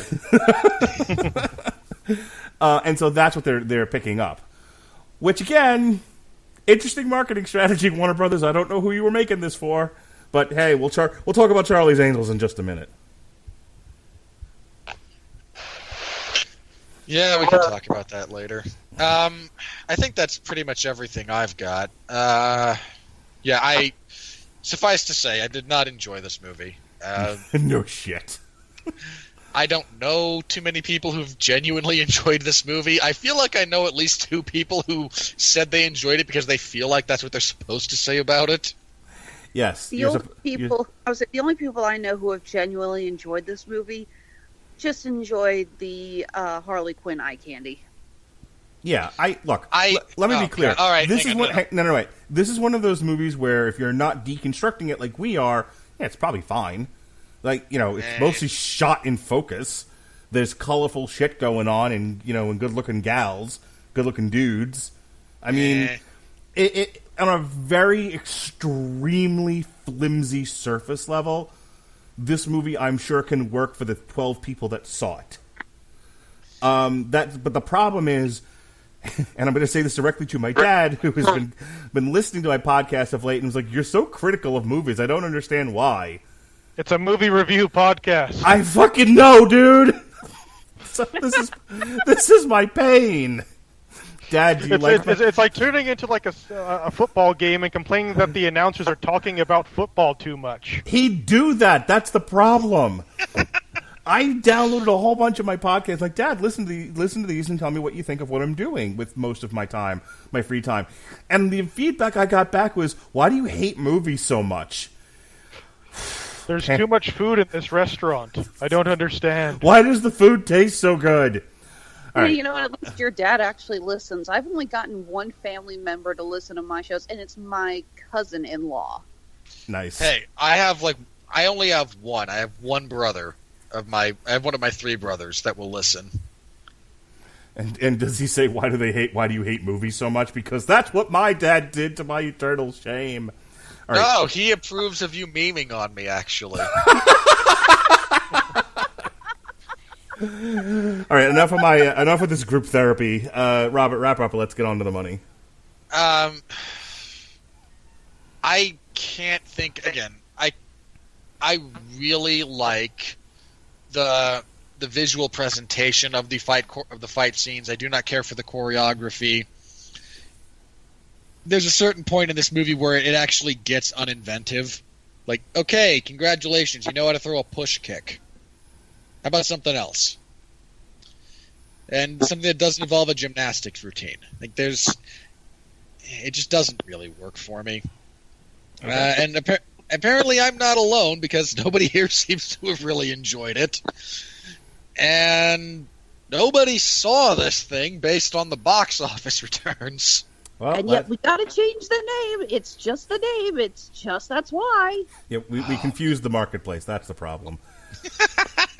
Yeah, Warner Brothers is run by a pair of squirrels, and one of them has a red nose. All right, here we go. Here comes. Hey! Told squirrels.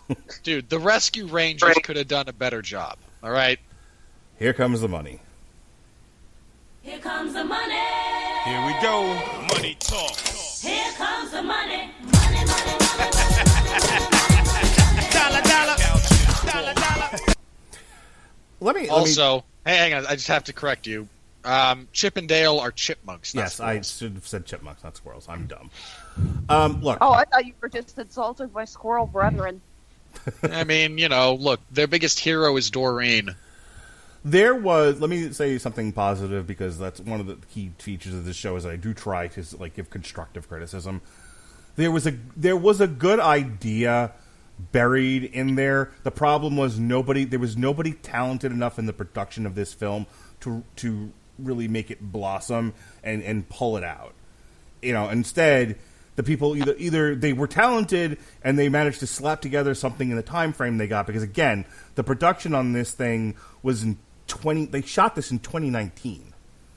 They had no time to put this thing together, and so that's what I was saying at the top, where you gave these people no time to work on this movie. Yeah, production was scheduled to begin in late 2018, early 2019, and it's out in February of 2020. And films usually have to be locked 2 to 3 months before they enter the theaters, unless you're Star Wars and you're editing it the day that it comes out. True story. So I'm pretty sure there were multiple versions of that Star Wars movie released. There's some theater on the East Coast that got a different version than one on the West Coast. Didn't they keep adding tweaks to Cats after it went in theaters too? That too. So anyway, you're supposed to Hollywood's have your turning into movie. the video game industry. So they updated they uploaded a patch. Yeah. You're supposed to have your movie locked, which means it really should have been done by like November, December for a February release. Which means if they shot this thing even in January, they still only had less than a year to put a feature film together. I understand there weren't a lot of special effects here, but still, no wonder this turned out to be hot garbage, because you also have to, I mean, unless they were just writing the script as they shot the thing, which is also possible. I give this movie no credit for having a script. They just shot it based on storyboards. Look, much like Ghostbusters, actually. I don't think there was a script for Ghostbusters. I think they pointed the camera at the actors and said, improv. You don't need to think about that. It's pretty much true. All right, for the weekend of February 7th through the 9th, this piece of trash was the number one movie of the weekend, finally unseating Bad Boys, which is currently, I think, in the 300 millions, but we'll get to that momentarily. Stop seeing that movie. All right, my fucking desktop just crashed. All right, Bad Boys for Life was knocked from 1 to 2. 1917, because Oscar season 2 to 3. Doolittle somehow was number 3 last week and is now number 4.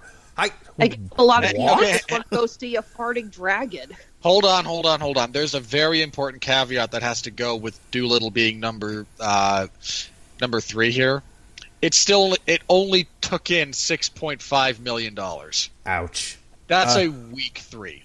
I mean, that was in like January, where all movies are basically put there to die. February is pretty much a waste. Yeah. Though I do have one thing to get off my chest about Doolittle. Like, I watched the trailer and like they were like having that cover of, What a Wonderful World. Why didn't they use Talk to the Animals? I mean, come on, guys.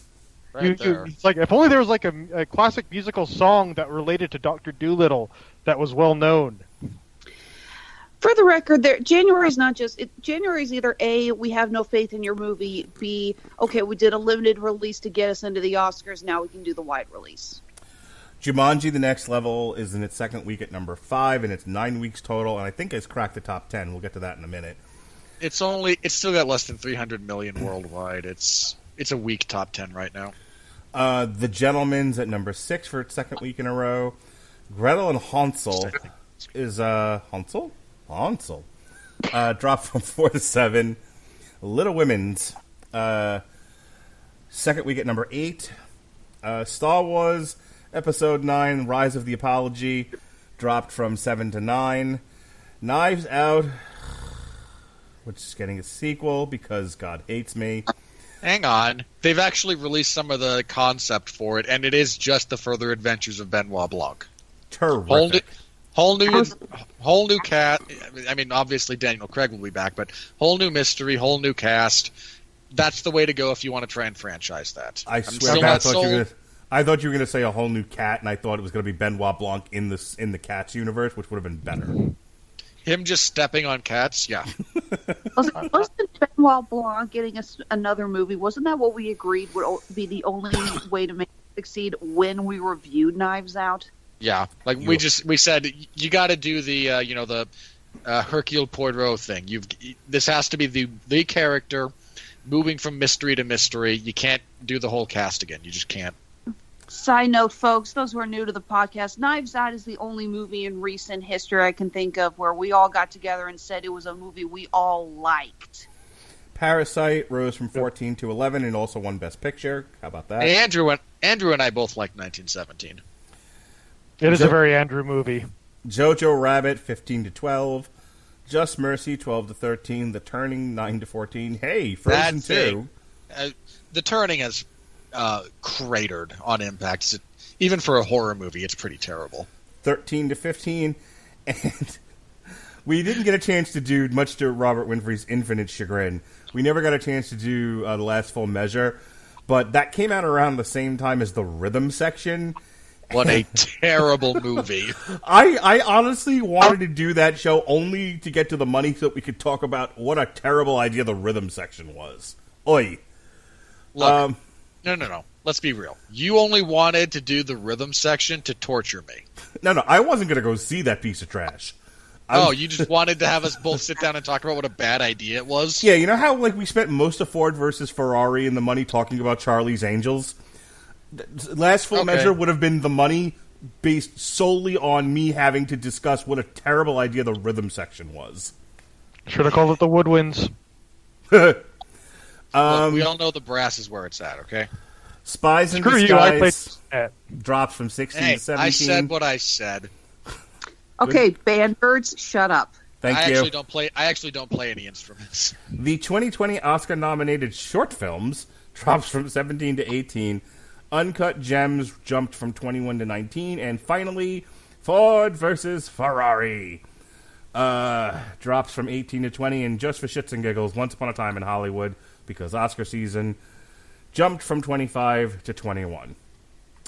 Where we stand worldwide in the year of our Lord 2020, Bad Boys for Life is at number one with $337 million.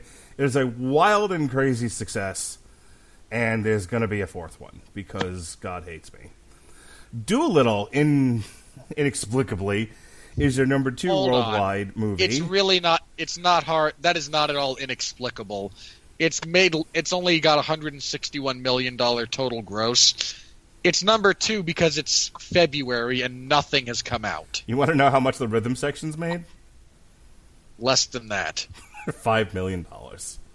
Haha. Everybody involved with that movie at Paramount should be shot. Yeah, guys, can we stop trying to put Blake Lively in starring roles, please? It's just... There's a lot of things about that movie that need to be stopped. Speaking of things that should be stopped, Harley Quinn at number 3 with $81 million on, I believe it was like an 80... Somewhere between 80 and 100. It was like an $82 million budget, I think. What I read about this... See, I thought that it needed to get to $200 million. What I'm reading about this with the amount of marketing that got put into it, yeah, it's between 82 and 100 million. I'm figuring, it probably gets to 200 million at the end of its run. And I cannot see them spending a lot of money on this film. I'm sure most of that was salaries for the actors. But here's the thing. You'd be shocked. Like they put this thing everywhere to try and sell it. Well, that's what I'm saying. Advertising, but at the actual cost of making the movie, like, it didn't really seem like a very capital-intensive project. It really wasn't. But believe it or not, you would think, like, based on the usual movie math we apply, that 200 million gets them out of the red and into black. Give or take, yeah. Apparently, from what I was reading, after all receipts are totaled, this needs to get to 300 million for Warner Brothers to consider it excess. To which I say, good fucking luck. Oh, crap. I remember my other craft thing that I wanted to say.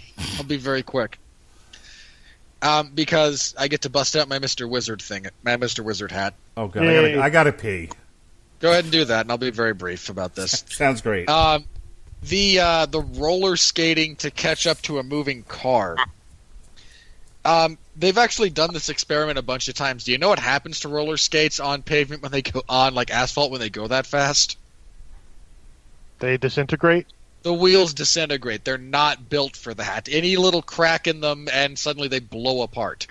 On the off chance that your material for the wheel does in fact hold up, the bearings inside of them cause so much friction that things light on fire. What if you put an oil coolant system in? If you're putting an oil coolant system onto to lubricate your roller skates, you could. Yeah, there's no like liquid lubrication around the bearings there. It's just metal on metal, and the friction builds in a hurry, and yeah, fire. There really should be like some sort of grease in there. There might be some, but they've hooked these things up to machines that just spin them really fast over a similar surface, and yeah, the wheels either disintegrate because they're not built for it, or the bearings catch the heat from the bearings builds via friction and catches something on fire. It's hilarious. The Gentleman comes in at number 4. With 60 million. The Grudge 43. Underwater 39. Like a Boss, Robert Winfree's favorite movie of 2020. Hold on. Stop. Your list is very wrong. I'm using Box Office Mojo. Allow me to correct you where necessary. Number 4 is The Gentleman. Number 5 is Tolo Tolo, which is Mark, go ahead and say it. Chinese Chinaman. It has pulled in over $50 million. It's not on the Box Office Mojo list. I know. That's why I'm correcting you. I'm correcting you. Correct fucking Box Office Mojo. I don't think I have editorial discretion on Box Office Mojo. Don't be racist against Box Office Mojo. Correct them, I say. Eat them with a fox. Eat them in a box. Tanhaji, which is an Indian movie. Sounds like a fucking Japanese wrestler. Fair enough. Has pulled in about $50 million. Then we have The Grudge at number 7, $43 million. Oh, excuse me, Mr. David Wright. There's a guy named Tanahashi, and isn't that what he just said? Tanahashi. Tanahashi. God bless you. J.I. Not Hiroshi Tanahashi, who has the most fabulous hair in all of professional wrestling. Oh, I don't know about that. There's some. I watched New Beginnings in Osaka on Sunday. There was some wonderful hair. And I'm sorry. Can I There just really go let is. the dogs out while you two deal with this? Okay, bye, Eddie. Okay, so then The Grudge, then Underwater, then The Man Standing Next, another weird movie, and then Darbar. So no, Like a Boss is not actually top 10 worldwide. Like a Boss at number 7, The Turning at number 8, Gretel and Hansel at number 9, You're and just gonna milk that joke for all you can, aren't you? Every Last Drop. Hang on. You want to know how much Mark will beat a dead horse? Hey, Mark. Yes, Robert. IKEA. Do Do it. Say it. IKEA's from Sweden. I like meatballs. There we go. Been doing that for years. And speaking of you years, said that after like the third Alexander Gustafsson fight. Like, hey, Gustafsson, he's Swedish. IKEA's from Sweden. I like meatballs. yes, which I stole from a Turisis, which I stole from a Turisis album. Anyway, their cover of Supernaut, as a matter of fact. Now that I remember, number 10, La Belle Époque. And at number 11, Robert Winfree's other favorite movie of 2020, The Rhythm Section. Yeah, your list is Box Office Mojo's list is. I could be really pedant. I could be really like. Tell me, where did you sleep last night? Winfree, don't lie to me. Tell me, where did you sleep last night? I don't know the bit you're doing.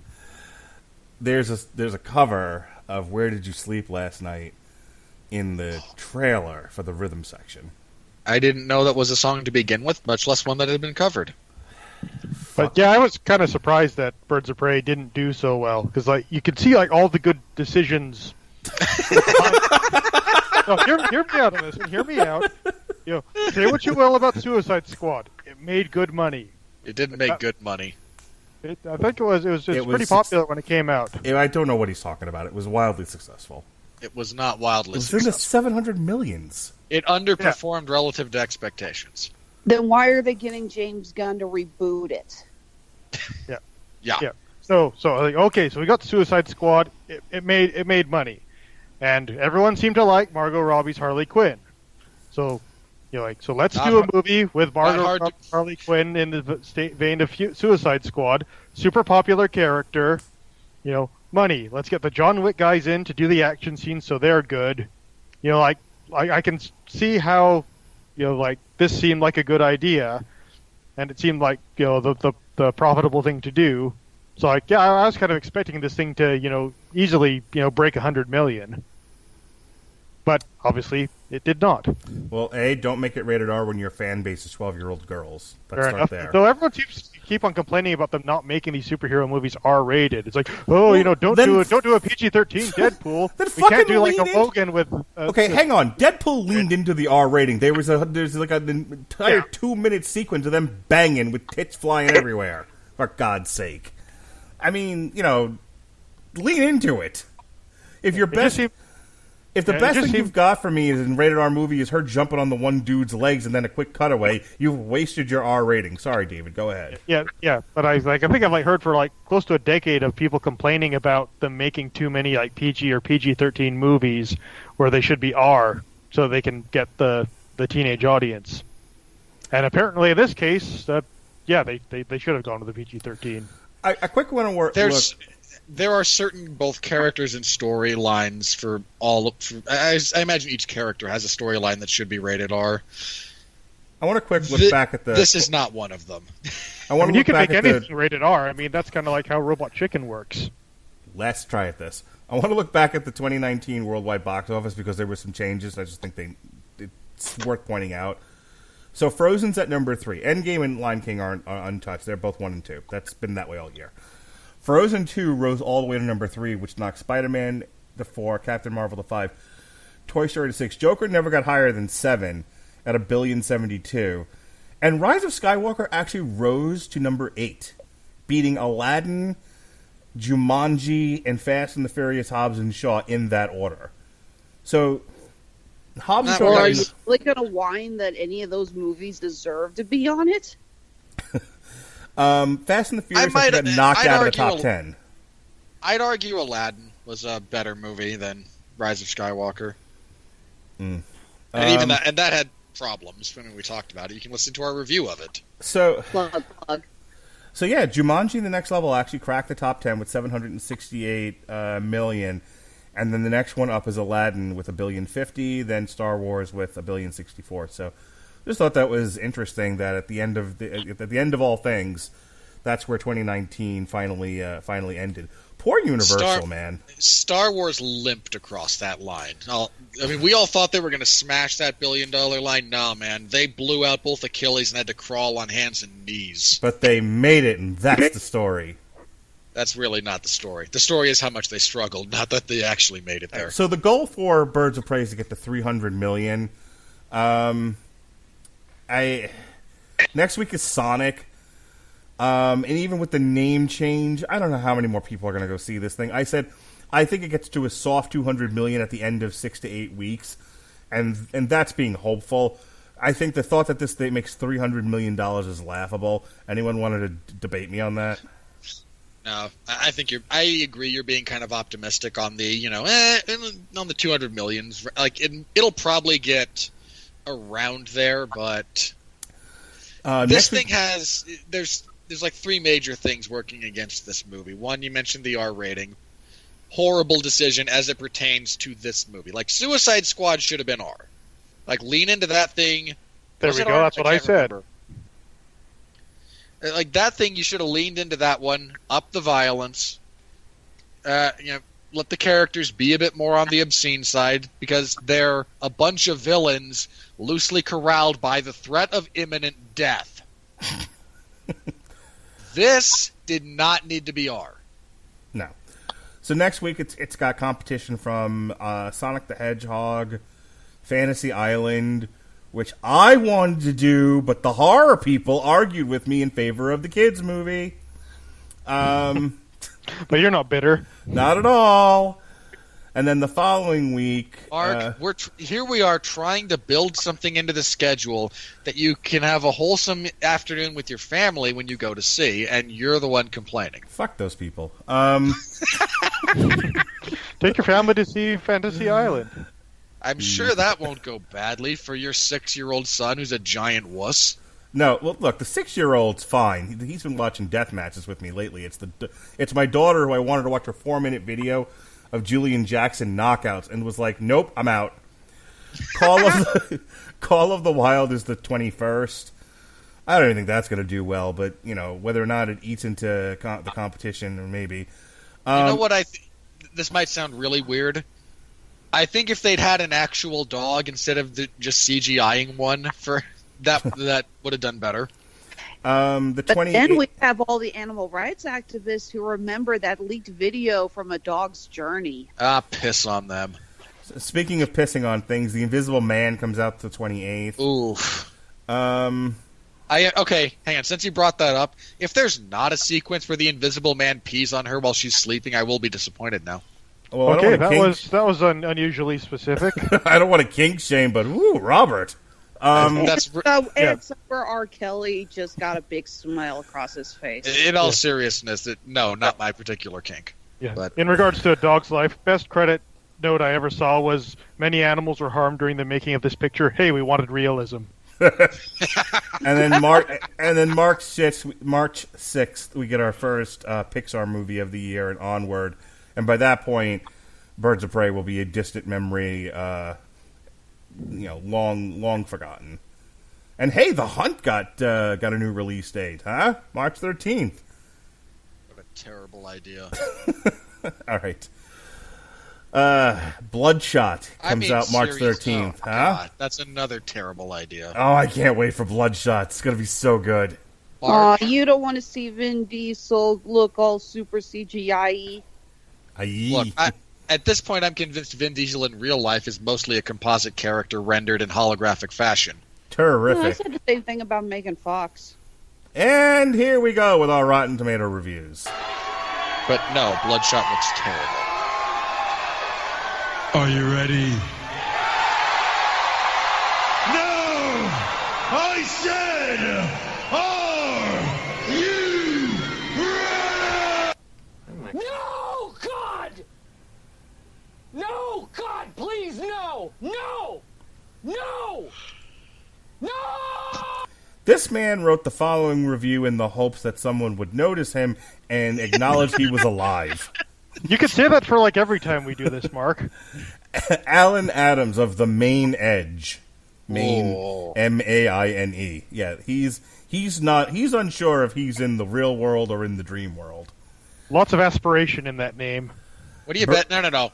This might be the publication that Stephen King owns, and he has to toe the line. Birds of Prey isn't quite great, but it is really good and really fun. Ultimately, isn't that what you want from a movie like this? Please love me! You guys, it's not that bad. Not that bad. Not that bad. Oh, Someone God. notice me! That is the most desperate sounding review I've ever heard. It really is. Like, are we seriously going to wind up? We're going to be doing with this what we did with A Wrinkle in Time, aren't we? Just everyone tiptoeing around the reality that this sucks. Andrew Wyatt of The Lens. A confetti blast of manic female fury, weird and messy, but a lot of R-rated fun. Please invite me to parties. None of Not hold sure on. about the Hold on. R-rated fun. Whatever fun there is to be had in this movie, none of it comes from the R-rated segments. Yeah. Again, at least Deadpool had Ryan Reynolds taking the strap on. At least Deadpool actually knew how to use the blood and gore. Again, there are 3 violent scenes. The guy getting his face cut off, the broken legs, and Ewan McGregor going explodey. And frankly, Yeah, like with a decent editor, you could have made all 3 of those sequences so effective without actually showing the violence. Yeah, there's all these times when, like, she hits someone with a bat or a mallet or something, and, like, you know what? If you're going to do the R-rated thing, lean into the splatter. Carmen Phillips of Autostraddle has a sensitivity that makes my daughter seem like the Terminator. It sounds like a car magazine. Autostraddle. Could be a car magazine, could be a kink magazine. We don't know. Maybe it's for pinups. Maybe. It's angry and incredibly violent. And despite its not. bright color Well, palette... I would go moderately violent. Wait, can Hang I on, please get through this? No.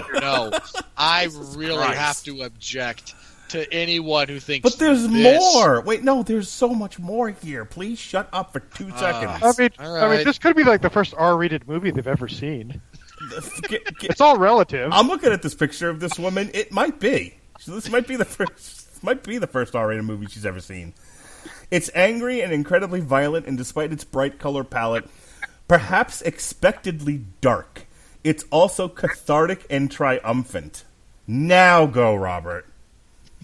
Yeah, this is really not an incredibly violent movie at all. At all. That was the most blasé review I think I've ever heard on this show. This is incredibly violent. Madam, may I introduce you to the Saw franchise? Madam, may we introduce you to Tarantino? Yeah. The Sorry. aforementioned Deadpool. The aforementioned Deadpool. Leonardo DiCaprio barbecuing a home invader in a pool with a flamethrower he kept from a movie set.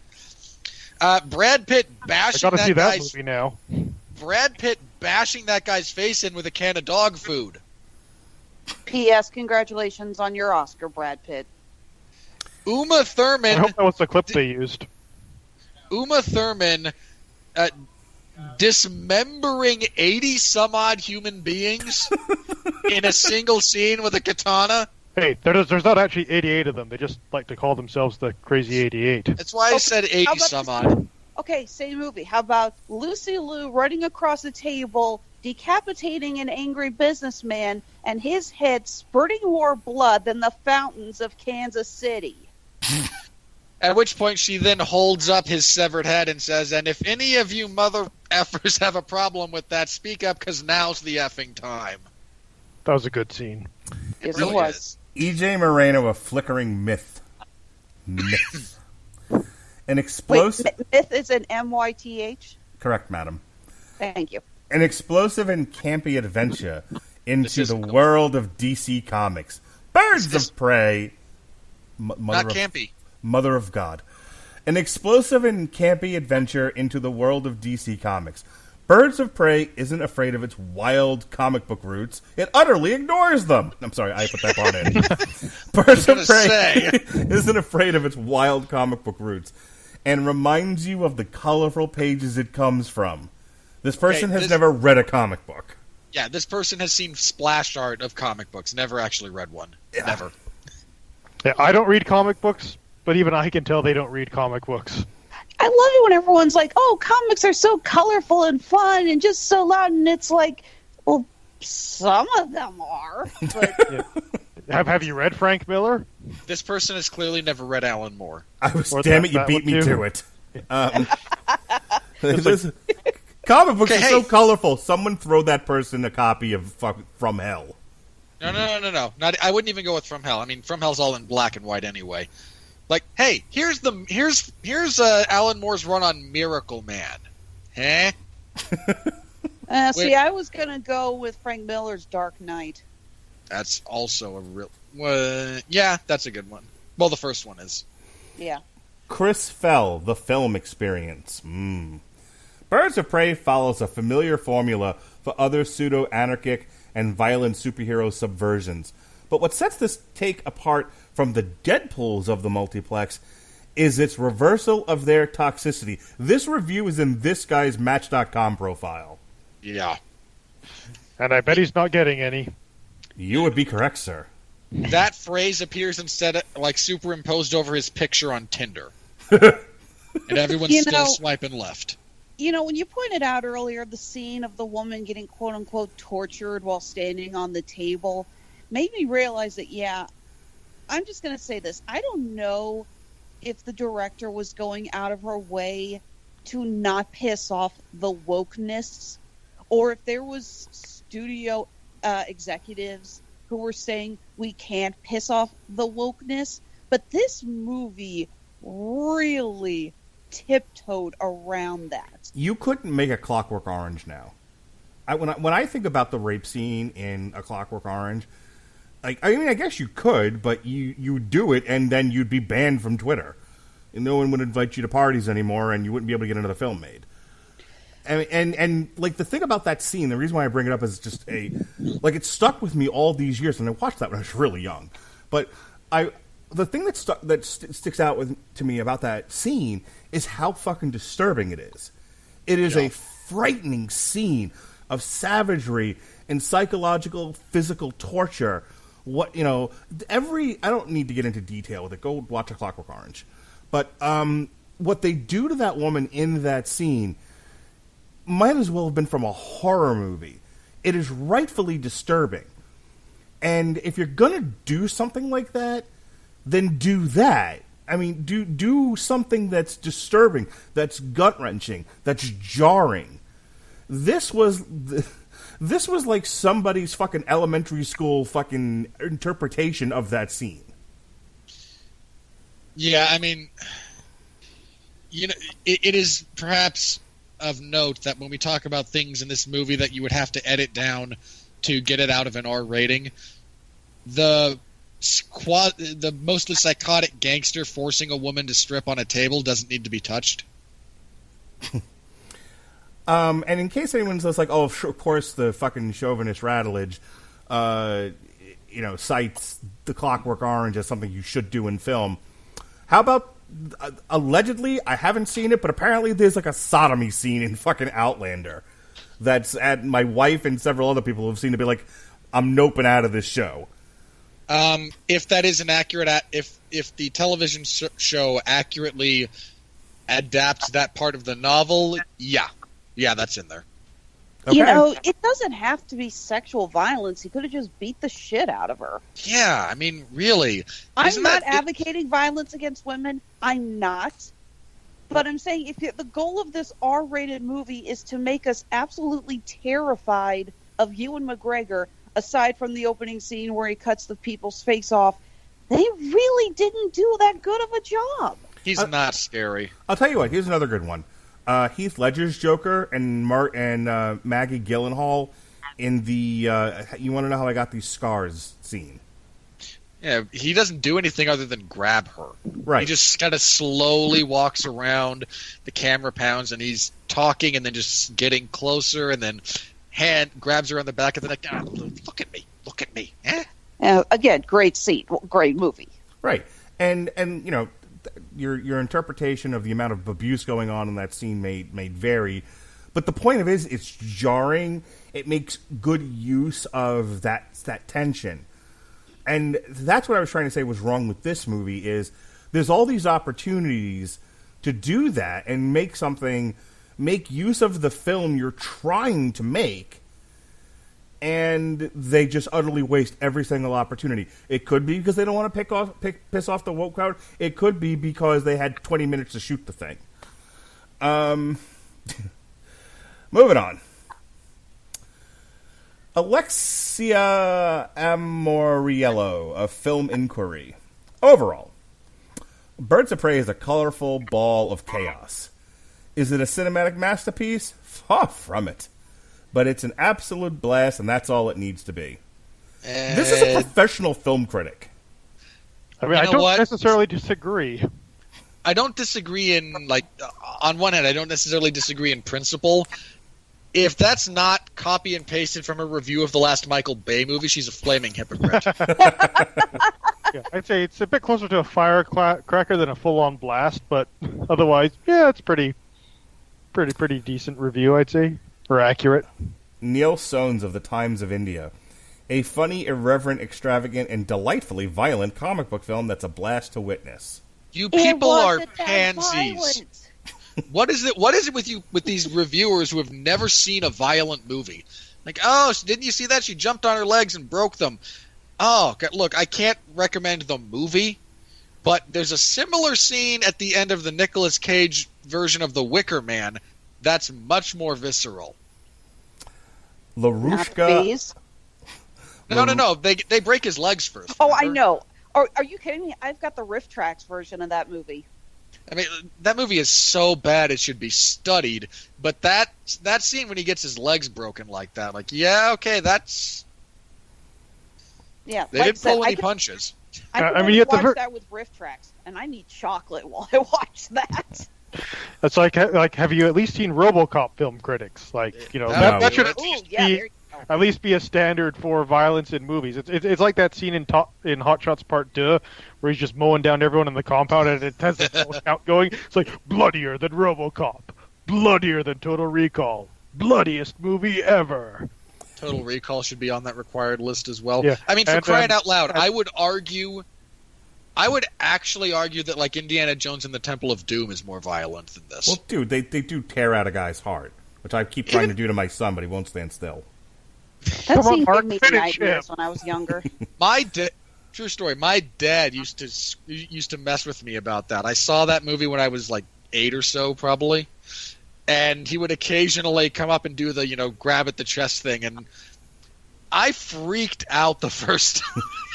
Look, as a father, if you haven't tried to rip out the heart of one of your children while yelling Molaram Sularam, then you're not parenting your child appropriately. I just assumed so, keep it yeah. in. Well, I know my dad never did that with me, so now I need to call and ask if he's done that with Haley. There you go.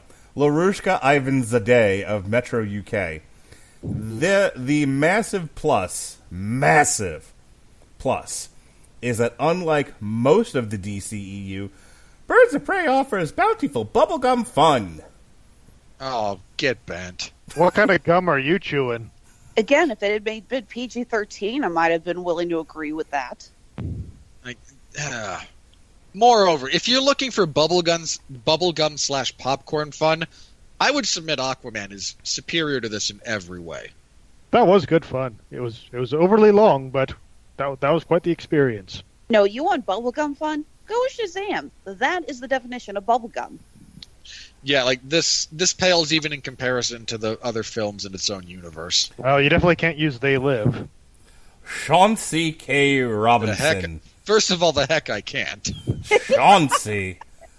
But he's all out of gum. Chauncey, I tell you. Chauncey K. Robinson of People's World. My dog. This film is one of the boldest in breaking away from overused tropes viewers have come to expect from action and comic book films alike. Women are behaving quote-unquote badly in Birds of Prey, and they are extremely unapologetic about it. Okay, hang on. If your notion of breaking tropes is that, hey, we'll have women do it instead of men, I would submit that's a sexist viewpoint more than anything else. This is a very tropey movie. It just has a bunch of women doing it. Yeah, sorry. Please tell me that after that review you see ... Just kidding. Nope. Then And he's a fucking idiot. It's a she. Okay, she's a fucking idiot. This one's for you, Alexis. You ready? Should I grab Eddie and prepare? Paul Maguire Grimes of KSTP-TV. Birds of Prey is a blast from start to finish, a celebration of sisterhood and diversity. In Wow. the last 30 minutes. Somebody's desperate to get their name posted on the DVD box. Yeah. Seriously, I'm sorry, Mark, I gotta tell you, the more that we've done this show and the more that you've quoted, I've realized just how many of these critics are willing to sell their reputation in desperate attempt to get their review posted on the DVD. Yeah, Yep. that's why we do this.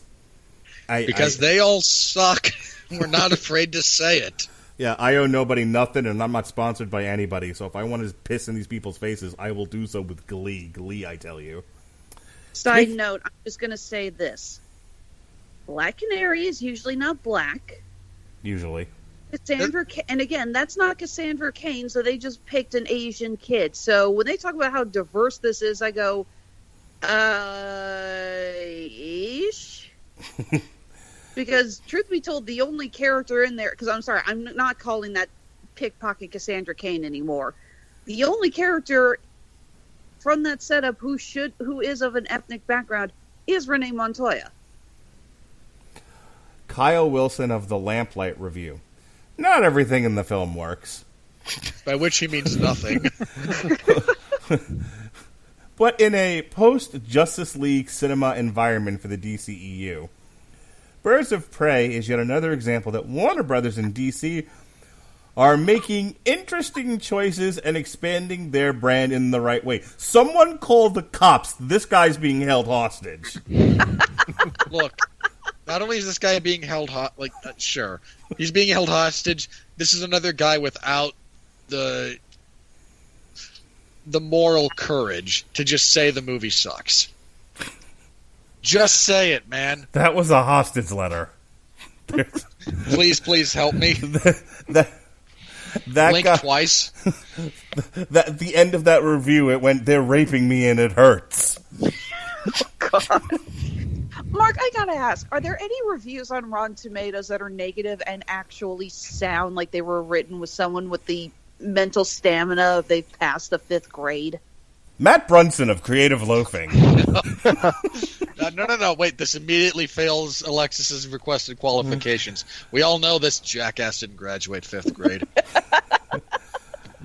I know why the caged nerd sings. Oh, Oh, We broke Alexis. Party over.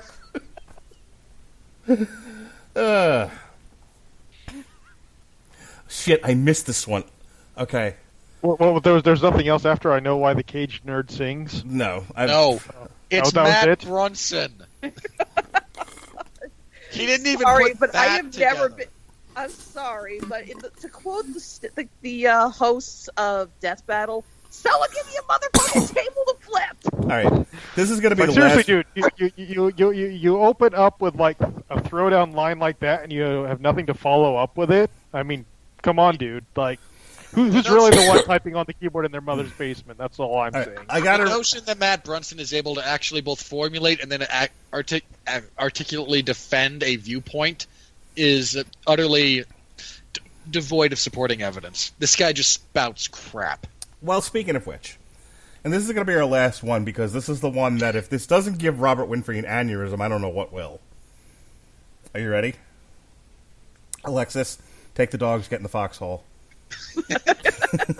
David, Everyone hunker down. The air raid sirens are going off. David, find your wife and kiss her goodnight. Everyone, It's okay. I think there's enough distance between me and Utah. We're probably like just on the outskirts of the blast radius. I fucking read this to myself. Hang on. There isn't. Hang on. What time zone are you in Canada? Pacific, Sorry, what city? What province are you in? BC. Yeah, you're Pacific. No, the fallout will hit you. It's like, sorry, you're gonna die. All right. Well, it's been 10. fun, guys. I really wish I'd chosen something better to do at the end of my life, but 9, 8, 7, 6, Eddie, run! 5, 4, 3, 1. Hey! Just kidding. 2, 1. Rob Thunderbirds Hunter. are go. Rob Hunter of Film School Rejects. That kind of says all you. DC's latest delivers laughs, thrills, oodles of charm, and the best action scenes in a comic book movie since Captain America: The Winter Soldier. Fire the hole! Oh, for the love of no! Oh God, no! Ow! The ignorance. Is this the same guy that like said like the end of like Rise of the Skywalker was like the best ending most since satisfying Return of the ending to a King? trilogy since Return of the King. I don't know. Let me look. Because I question this person's cinematic literacy if that is the case. I question their sensory input. Like this person's not working with a full deck here. I don't know what it is. No, it's not him, by the way. Oh, okay. You're Well, it seri- should be. You're seriously, sir, going to say that these action sequences are better than, say, the Battle of the Undusted at the end of Endgame? Because I call bullshit. You're seriously going to try and say that again, Margot Robbie channeling her inner... Luchador? I was going to think of a famous luchadora, but I'm not going... Rey The only Mysterio. one- Yeah, I was gonna say, just say Rey Mysterio. Even I know who that is. Luchadora, female, not luchador.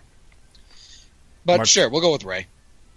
Channeling her inner Rey Mysterio before his umpteenth knee surgery for, Toreador arm drags and wheelbarrow escapes. Like, no, you think that was superior to...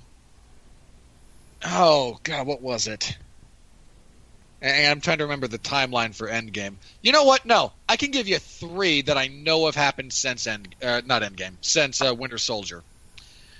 Nothing in this movie is qualified to carry the luggage of the scene in Batman v Superman where Batman saves Martha Kent. That was actually a legitimately good Good scene. The only good scene in that movie. But You know that's what? it was. I'll even And it was give you choreographed that. by a video game. Sorry, I go was- ahead, Alexis. I was going to say, I was actually going to compare it to the Battle of the Bifrost in Thor Ragnarok. Because as much as I know you hate that movie, Oh, I do. that fight scene was pretty good. Which part of it? The way it built up with Led Zeppelin playing in the background, cutting. Oh, between so different no. characters. So you're saying like by the time Thor gets his thunder powers and then cannonballs into the middle of it. Yeah, that's what I call the Battle of the Bifrost. Okay. When Led Zeppelin kicks in, that is the Battle of the Bifrost. Okay, I might buy that. You know, again, much as I hate Thor Ragnarok, Thor versus the Hulk might actually be superior to a few of the individual fight scenes from this movie. And, oh, you know what? This might sound really weird, but also from Batman v Superman, I would put the fight between Batman and Superman actually above most of these, just for what it was, because it told a better story than anything that this movie put forth. Can I stop you for a second? Because I found Sure. a better one. Oh, God. Oh, So, Oh, no. This is more stupid, but in a different way. From the, really the high point of magazine literature in America, probably the world, Mary Elizabeth Williams of Salon.com, top critic. oh, I think I've seen this one already, and it hurts. Come for the ass kicking, stay for the takedown of rape culture. What? Hold on. Yes! Just a minute. So everyone leaves the theater after Black Canary finishes her first fight scene? What the? How? Where does How? the rape culture even come Yeah, in? No like- one's raped in that. No one's even get sexually harassed like that in this movie. Yeah, you get the one scene where, again, a woman is forced onto a table and then, in the most network television safe way possible, kind of like verbally yelled at and then like made to remove part of a tacky dress. It was an ugly dress. You know what? I mean, I'm not justifying it, just it was an ugly dress. Well, that type of style also doesn't... I don't think it suits most women. It's basically you're wearing a garbage bag. The Okay, only are women you- who can really rock that are stick figures because those kind of things really show off their angles. yeah. It's not meant for a woman with any curves whatsoever. I mean, are you seriously saying that, like, oh, hey, the one scene where Harley gets overly drunk and then is nearly abducted, not for the purposes of being abused, just to be sold so she can be executed? There is nothing really in this movie that actively addresses quote-unquote rape culture. I mean, I was really expecting her to just say the pedantic, stupid line about the takedown of the patriarchy. But no, you really had to just run face first into that giant pole, didn't you? What the... That is the most inane, unsubstantiated, unsupported, ass-backwards way to take this movie that you possibly could. And that's saying something considering what a steaming pile of garbage it is. I'm so Ladies good and at this. gentlemen, let it be known that this was officially the movie that broke me and Robert. I'm so good at this. I know exactly which ones to pick out to make Robert drive off a cliff. Fucking Thelma and Louise style. Just, I regret nothing. The only thing I regret is that I can't take more of you with me. I'll say the only thing Robert regrets is saying yes to being on this show. He likes talking to me, even though I torture him. Such is the nature of my life. All right, and such is the nature of this podcast. We're done, because it's not getting any better than that. Tomorrow... Hold on. Made all the Jesus more... Christ. I have to say this. You asked for this, Mark. I know. Maybe this woman left after the previews, because I don't know, did you guys get that preview in front of this that was the woman that's going to be like the woman vigilante taking down people who try date rape? No, I didn't get that one. I got a lot of horror movies for some reason. Yeah, I got a did, bunch I of those. It was what was it? Like a fine and promising young woman, I think was the title, something like that. Didn't that movie already come out with the one old lady with the dragon tattoo? No, that's a different movie. Yeah, didn't Jodie Foster do a similar film where she like went around with a gun shooting people? Remake of the oh my god, what's the name of that? Oh my god, I can't believe I'm blanking on it. That action movie. Oh shit. Okay, try and describe it. I can usually put these things together. Give me the lead Guy's actress. wife and daughter are abducted. Wife is killed. Daughter goes Taken? To the no, not No. Taken. No. 70s. Charles Bronson. The Charles Bronson film. Death Wish. Yes. You're thinking okay. of... Oh, no, stop. You're thinking of Peppermint. No. Jodie Foster did a version of Death Wish ages ago. Yeah, I don't think it was called Death Wish, but No. Boy, I sure wished I was dead. Yeah, no, there was another essentially remake of Death Wish starring Jennifer Garner called Peppermint, like last year. That was just terrible and no one saw it. More of a like a reimagining of the Punisher with a vagina. Peppermint was. Didn't not. that one also come out in January? Probably. All right, That's where most crap gets released. Yeah, it's officially known as "Fuck You." It's Oh, January. wait, hang on. I think Jodie Foster's was the brave one. oh, Yes, that sounds yes, right. that's Yeah. it. Oh, we were all My thinking of the brain is same movie. superior. All right, hang on. Was it Napoleon and Samantha? Mark, we just established what it was. Please don't do this. Was it Kansas City Bomber? Your timing is impeccable. I'll stop. Was it the Hotel New Hampshire? All right, fuck you guys. No, that's Bernie Sanders got 26. Or no, Sanders has officially won. Oh, that just happened? Yeah, no, sorry, you said New Hampshire. I was actually just checking in the news. It's official. Sanders wins New Hampshire primary. Okay, he won New Hampshire primary. Not like the Democrat race. Just No, I'm the- pretty sure Robert Winfree won fucking Iowa at this point. Yeah. Is there anyone who actually understands how this works? No, Yes. and I don't want to spend the next hour trying to figure it out. All right. So we're done? Yeah? Good. Tomorrow, like I was saying, myself and, what's his name? Jesse. We'll be doing the Metal Hammer of Doom. Sure, he appreciates that. Jesse doesn't care. If assuming I have my new computer and it's up and running, we'll do a review of Sepultura Quadra. Also, in theory, I make no promises. Myself and Pat Mullen will be doing the next chapter in the history of heavyweight boxing championships. We'll be looking at Floyd Patterson. You just saw Floyd Patterson violently knock out Ingemar Johansson Yeah, buddy. and become the Floyd, first man to ever reclaim the heavyweight title after losing it. Yeah, he was not a happy black fella after being knocked down 7 fucking times in the same round. Another couple of fun things about Floyd: fastest hand speed in heavyweight history.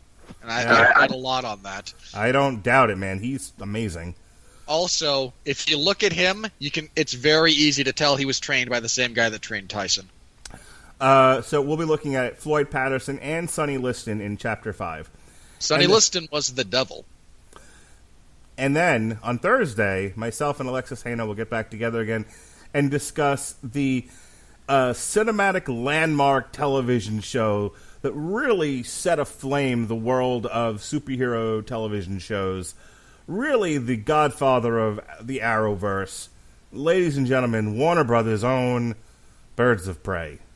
Are you excited, Alexis? Robert, please know, your suffering ends after this. Mine doesn't. I'm pretty sure it set fire to something. Hold on. My suffering is still ongoing because I watched enough of episodes of that when it was airing to still remember them, because such is the way my brain works. I had to buy the DVD box set. Oh, ouch. Oracle with the magic spinal stimulators to try and in her just misguided attempt to prove she's not useless because she's a paraplegic. Son of Clayface, who can turn people into stone by touching them. That was so bad. Well, just pirate it. The police won't prosecute you for it. I don't want to wear a mask because it makes my mascara run. any of Huntress's love interests. Okay. Just any of them. Look, that show is magic, okay? That is 13 episodes of high-quality drama, and I will hear none debate me on this. The only thing magical about that is just how bad it is, because boy howdy do you have to put effort into anything to make it that bad. The level of commitment to 13 episodes by the WB only matches my own level to continue to review something when I know it's going to be trash. It's pretty incredible. Anyway, I'm very excited to talk about this with Alexis. I've been planning this for like a year now, so nothing you say can take away that excitement, and I can't wait to talk about this on Thursday with Alexis Hejna from Honeysuckle Rose Creations. How about that? And that's why I told him he owes me a churro. Hold on. So, Mark, if she gets churros retroactively based on that, based on all the crappy things you've made me review, what's my tally up to at this point? When you meet me, you get to kick me in the balls, and I won't retaliate immediately. Dude, if I kick you in the balls, you won't retaliate immediately because you'll be physically incapable of doing so. Terrific. You get to do what I do to my son. Hey, let's play Rochambeau. I go first. Oh. Your son refused to play with you. The fact that he threw his hands up and says, I don't understand why anyone would let themselves get kicked in the balls was fucking magical. Your son doesn't even have balls yet. Speaking of not having any balls, Caleb Plant will take on Vincent Feigenbutts this Saturday. Feigenbutts, ladies and gentlemen. I mean, your son's 6. Like, they just actually haven't dropped. Feigenbutts for you, Feigenbutts for everybody. And so John War and I will bring you Caleb Plant versus Vincent Feigenbutts. You chose that fight based just on that guy's last name, didn't you? Feigenbutts. I say Feigenbutts to you, Feigenbutts to this whole fucking podcast. So this is what happens when we have to review really bad movies. We find other stuff to talk about. And I also like Caleb Plant. So anyway, we're gonna do a watch along for the Caleb Plant Vincent Feigenbutts, brought to you on the Fox Network this Saturday at 8:00. You can check that out. And then next week we got Sonic Genesis, the 4 2/4 parts series from the old Sonic the Hedgehog comic book. We've got NXT TakeOver Portland. Hang on. So which of the Sonic series are you reviewing for TV Party? We're not. I don't have time in the week for it. You are missing out, sir. Well, maybe if they do a sequel to this. We don't have time to discuss the adventures of Sonic the Hedgehog, and that's no good. And then we'll be doing it's special Damn You Hollywood presentation on Thursday instead of Tuesday, February 20th. Damn You Hollywood, Sonic the Hedgehog. And then Friday night, the 21st, myself, John War, and Pat Mullen will be doing a preview. We don't do a lot of these. I gave this up when I gave up doing the MMA Ground and Pound show. But we're going to be doing a preview of Wilder Fury 2. And then after I go see Mean Girls the Musical, things I do. I am an awesome husband. Robert's over. Well, Robert's daughter.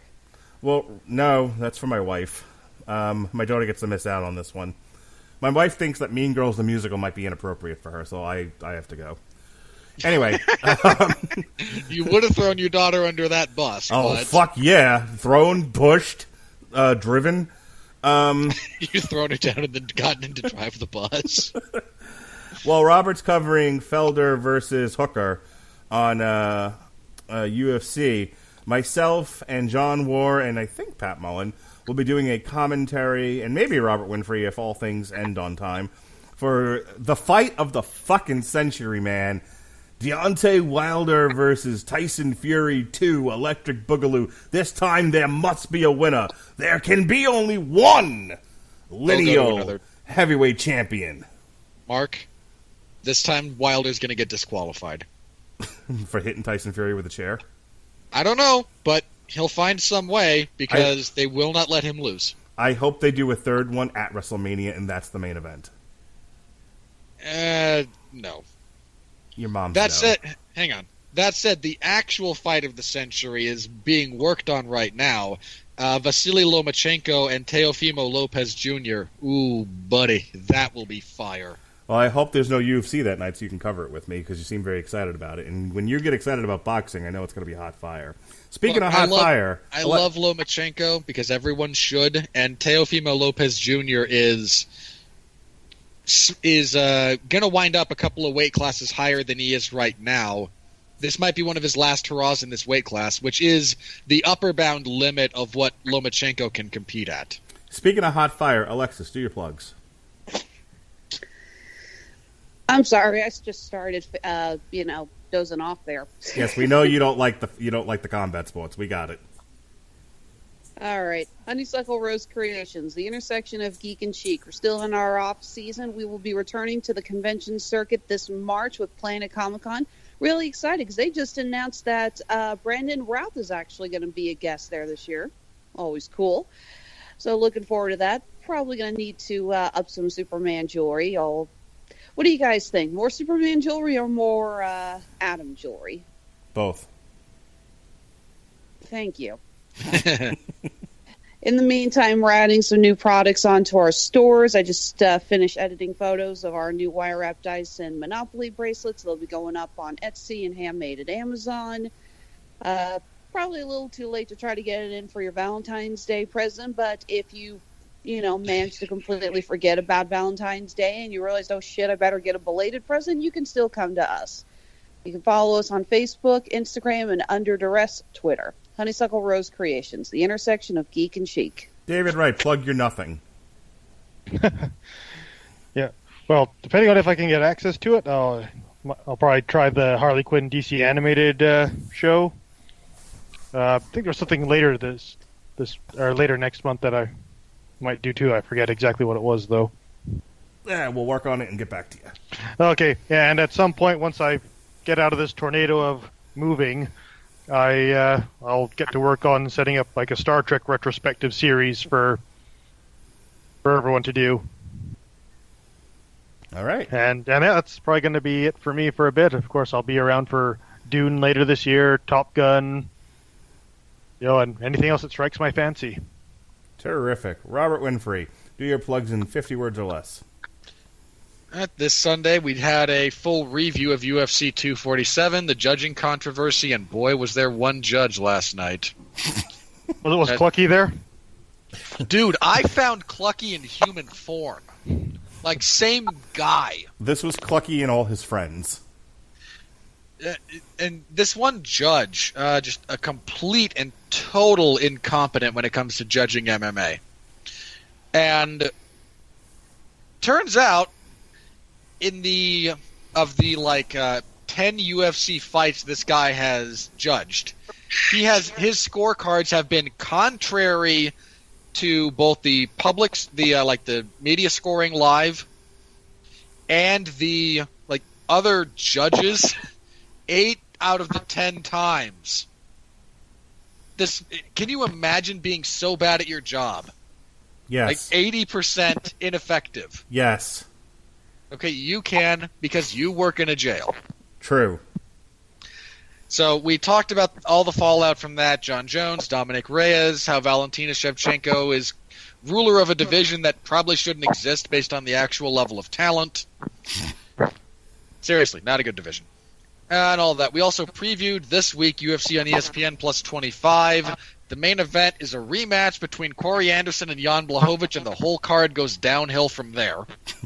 This is a card so bad that when I wanted to do a watch along with Robert, he said, run as fast as you can away. Save yourself. Yeah, I genuinely told Mark, I'm the one falling on this grenade. Don't. So, we'll have and this coming Saturday, I will have live coverage of that event. Which works out because Feigenbutts. Next Sunday will be a review of that event and a preview of UFC on ESPN Plus 26, which is actually a pretty good card. It has a great main event between Paul Felder and Dan Hooker, 2 lightweight standouts. So most Sundays you can find the 411 Ground and Pound MMA podcast if you're into the sport. Let's see. I will be recording... This coming Monday we're recording the source material for Lock and Key, which I will be a part of. Are you on that show, Mark?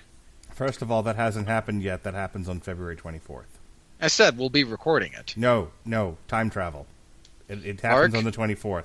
Okay, I'm going to spoil this for everybody. That's not a live show. We edit it. Shut up. Stop telling people how the magic is made. Unlike this one. Very obvious difference. So we'll Dude, be you're popping Mark's bubble. Yeah, it's only fair. So we'll be recording that. And again, Mark, are you on that show? I'm on all the shows. Okay. Then we'll be talking about Lock and Key, and Except for the ones I'm not. I anticipate Mark being a blubbering mess by the end of the comic book. Terrific. Well, hang on. How much are we covering on that? Are we covering the entire thing? We're covering whatever the first volume is. Welcome to Lovecraft. Oh, but that's so short. Oh. Not only is it short, like it doesn't even begin to cover what actually takes place in the show. That is so depressing. Whatever. It's what Amazon told me was the beginning. It is the beginning, but Welcome to Lovecraft is a 5-issue.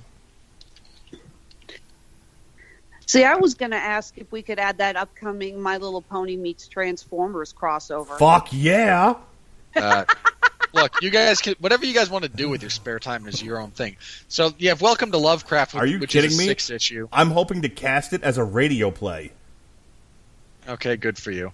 Yeah, because you have Welcome to Lovecraft, which is 6 issues, Head Games, which is 6 issues, Crown of Shadows is 6 issues, Keys to the Kingdom is 6 issues, Clockworks is 6 issues, Alpha and Omega is a total of 7. You have 5 in Omega and 2 in Alpha, and that's the entire thing. And, man, if we're only doing Welcome to Lovecraft, that's, again, a little bit sad, but I'm happy to be there, happy to talk about it. So you can look forward to that in the future when I gush about Lock and Key, because it is genuinely one of the best pieces of graphic novel literature you will ever find. And I take back what I said about Mark being a blubbering mess. That comes more at the end of the series. Terrific. You can also hear it coming up in the nearish future, us talking about Lock and Key, the Netflix series, which I am really struggling with at this point. I'm like 2.5, 3 episodes in, and I am struggling. This is not doing it for me.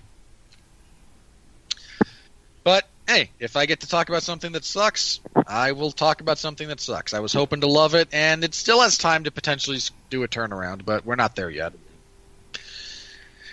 And, again, back here next week for our Thursday... Next week for Sonic. On Thursday, that'll be fun. Making fun of Jim Carrey is always a good time. As is making fun of James Marsden, actually. Because that guy. All right. Well, thank you for sticking with us, if you have, for this rather long, oh, fuck me, almost 3 hours, review of Birds of... This is not twice as long as the movie. Review of Birds of Prey. For David Wright, for Alexis Hejna, for Robert Winfree, I'm your mandated reporter, and frankly, I'm mortified, Mr. Mark Radulich. Be well, be safe, and behave.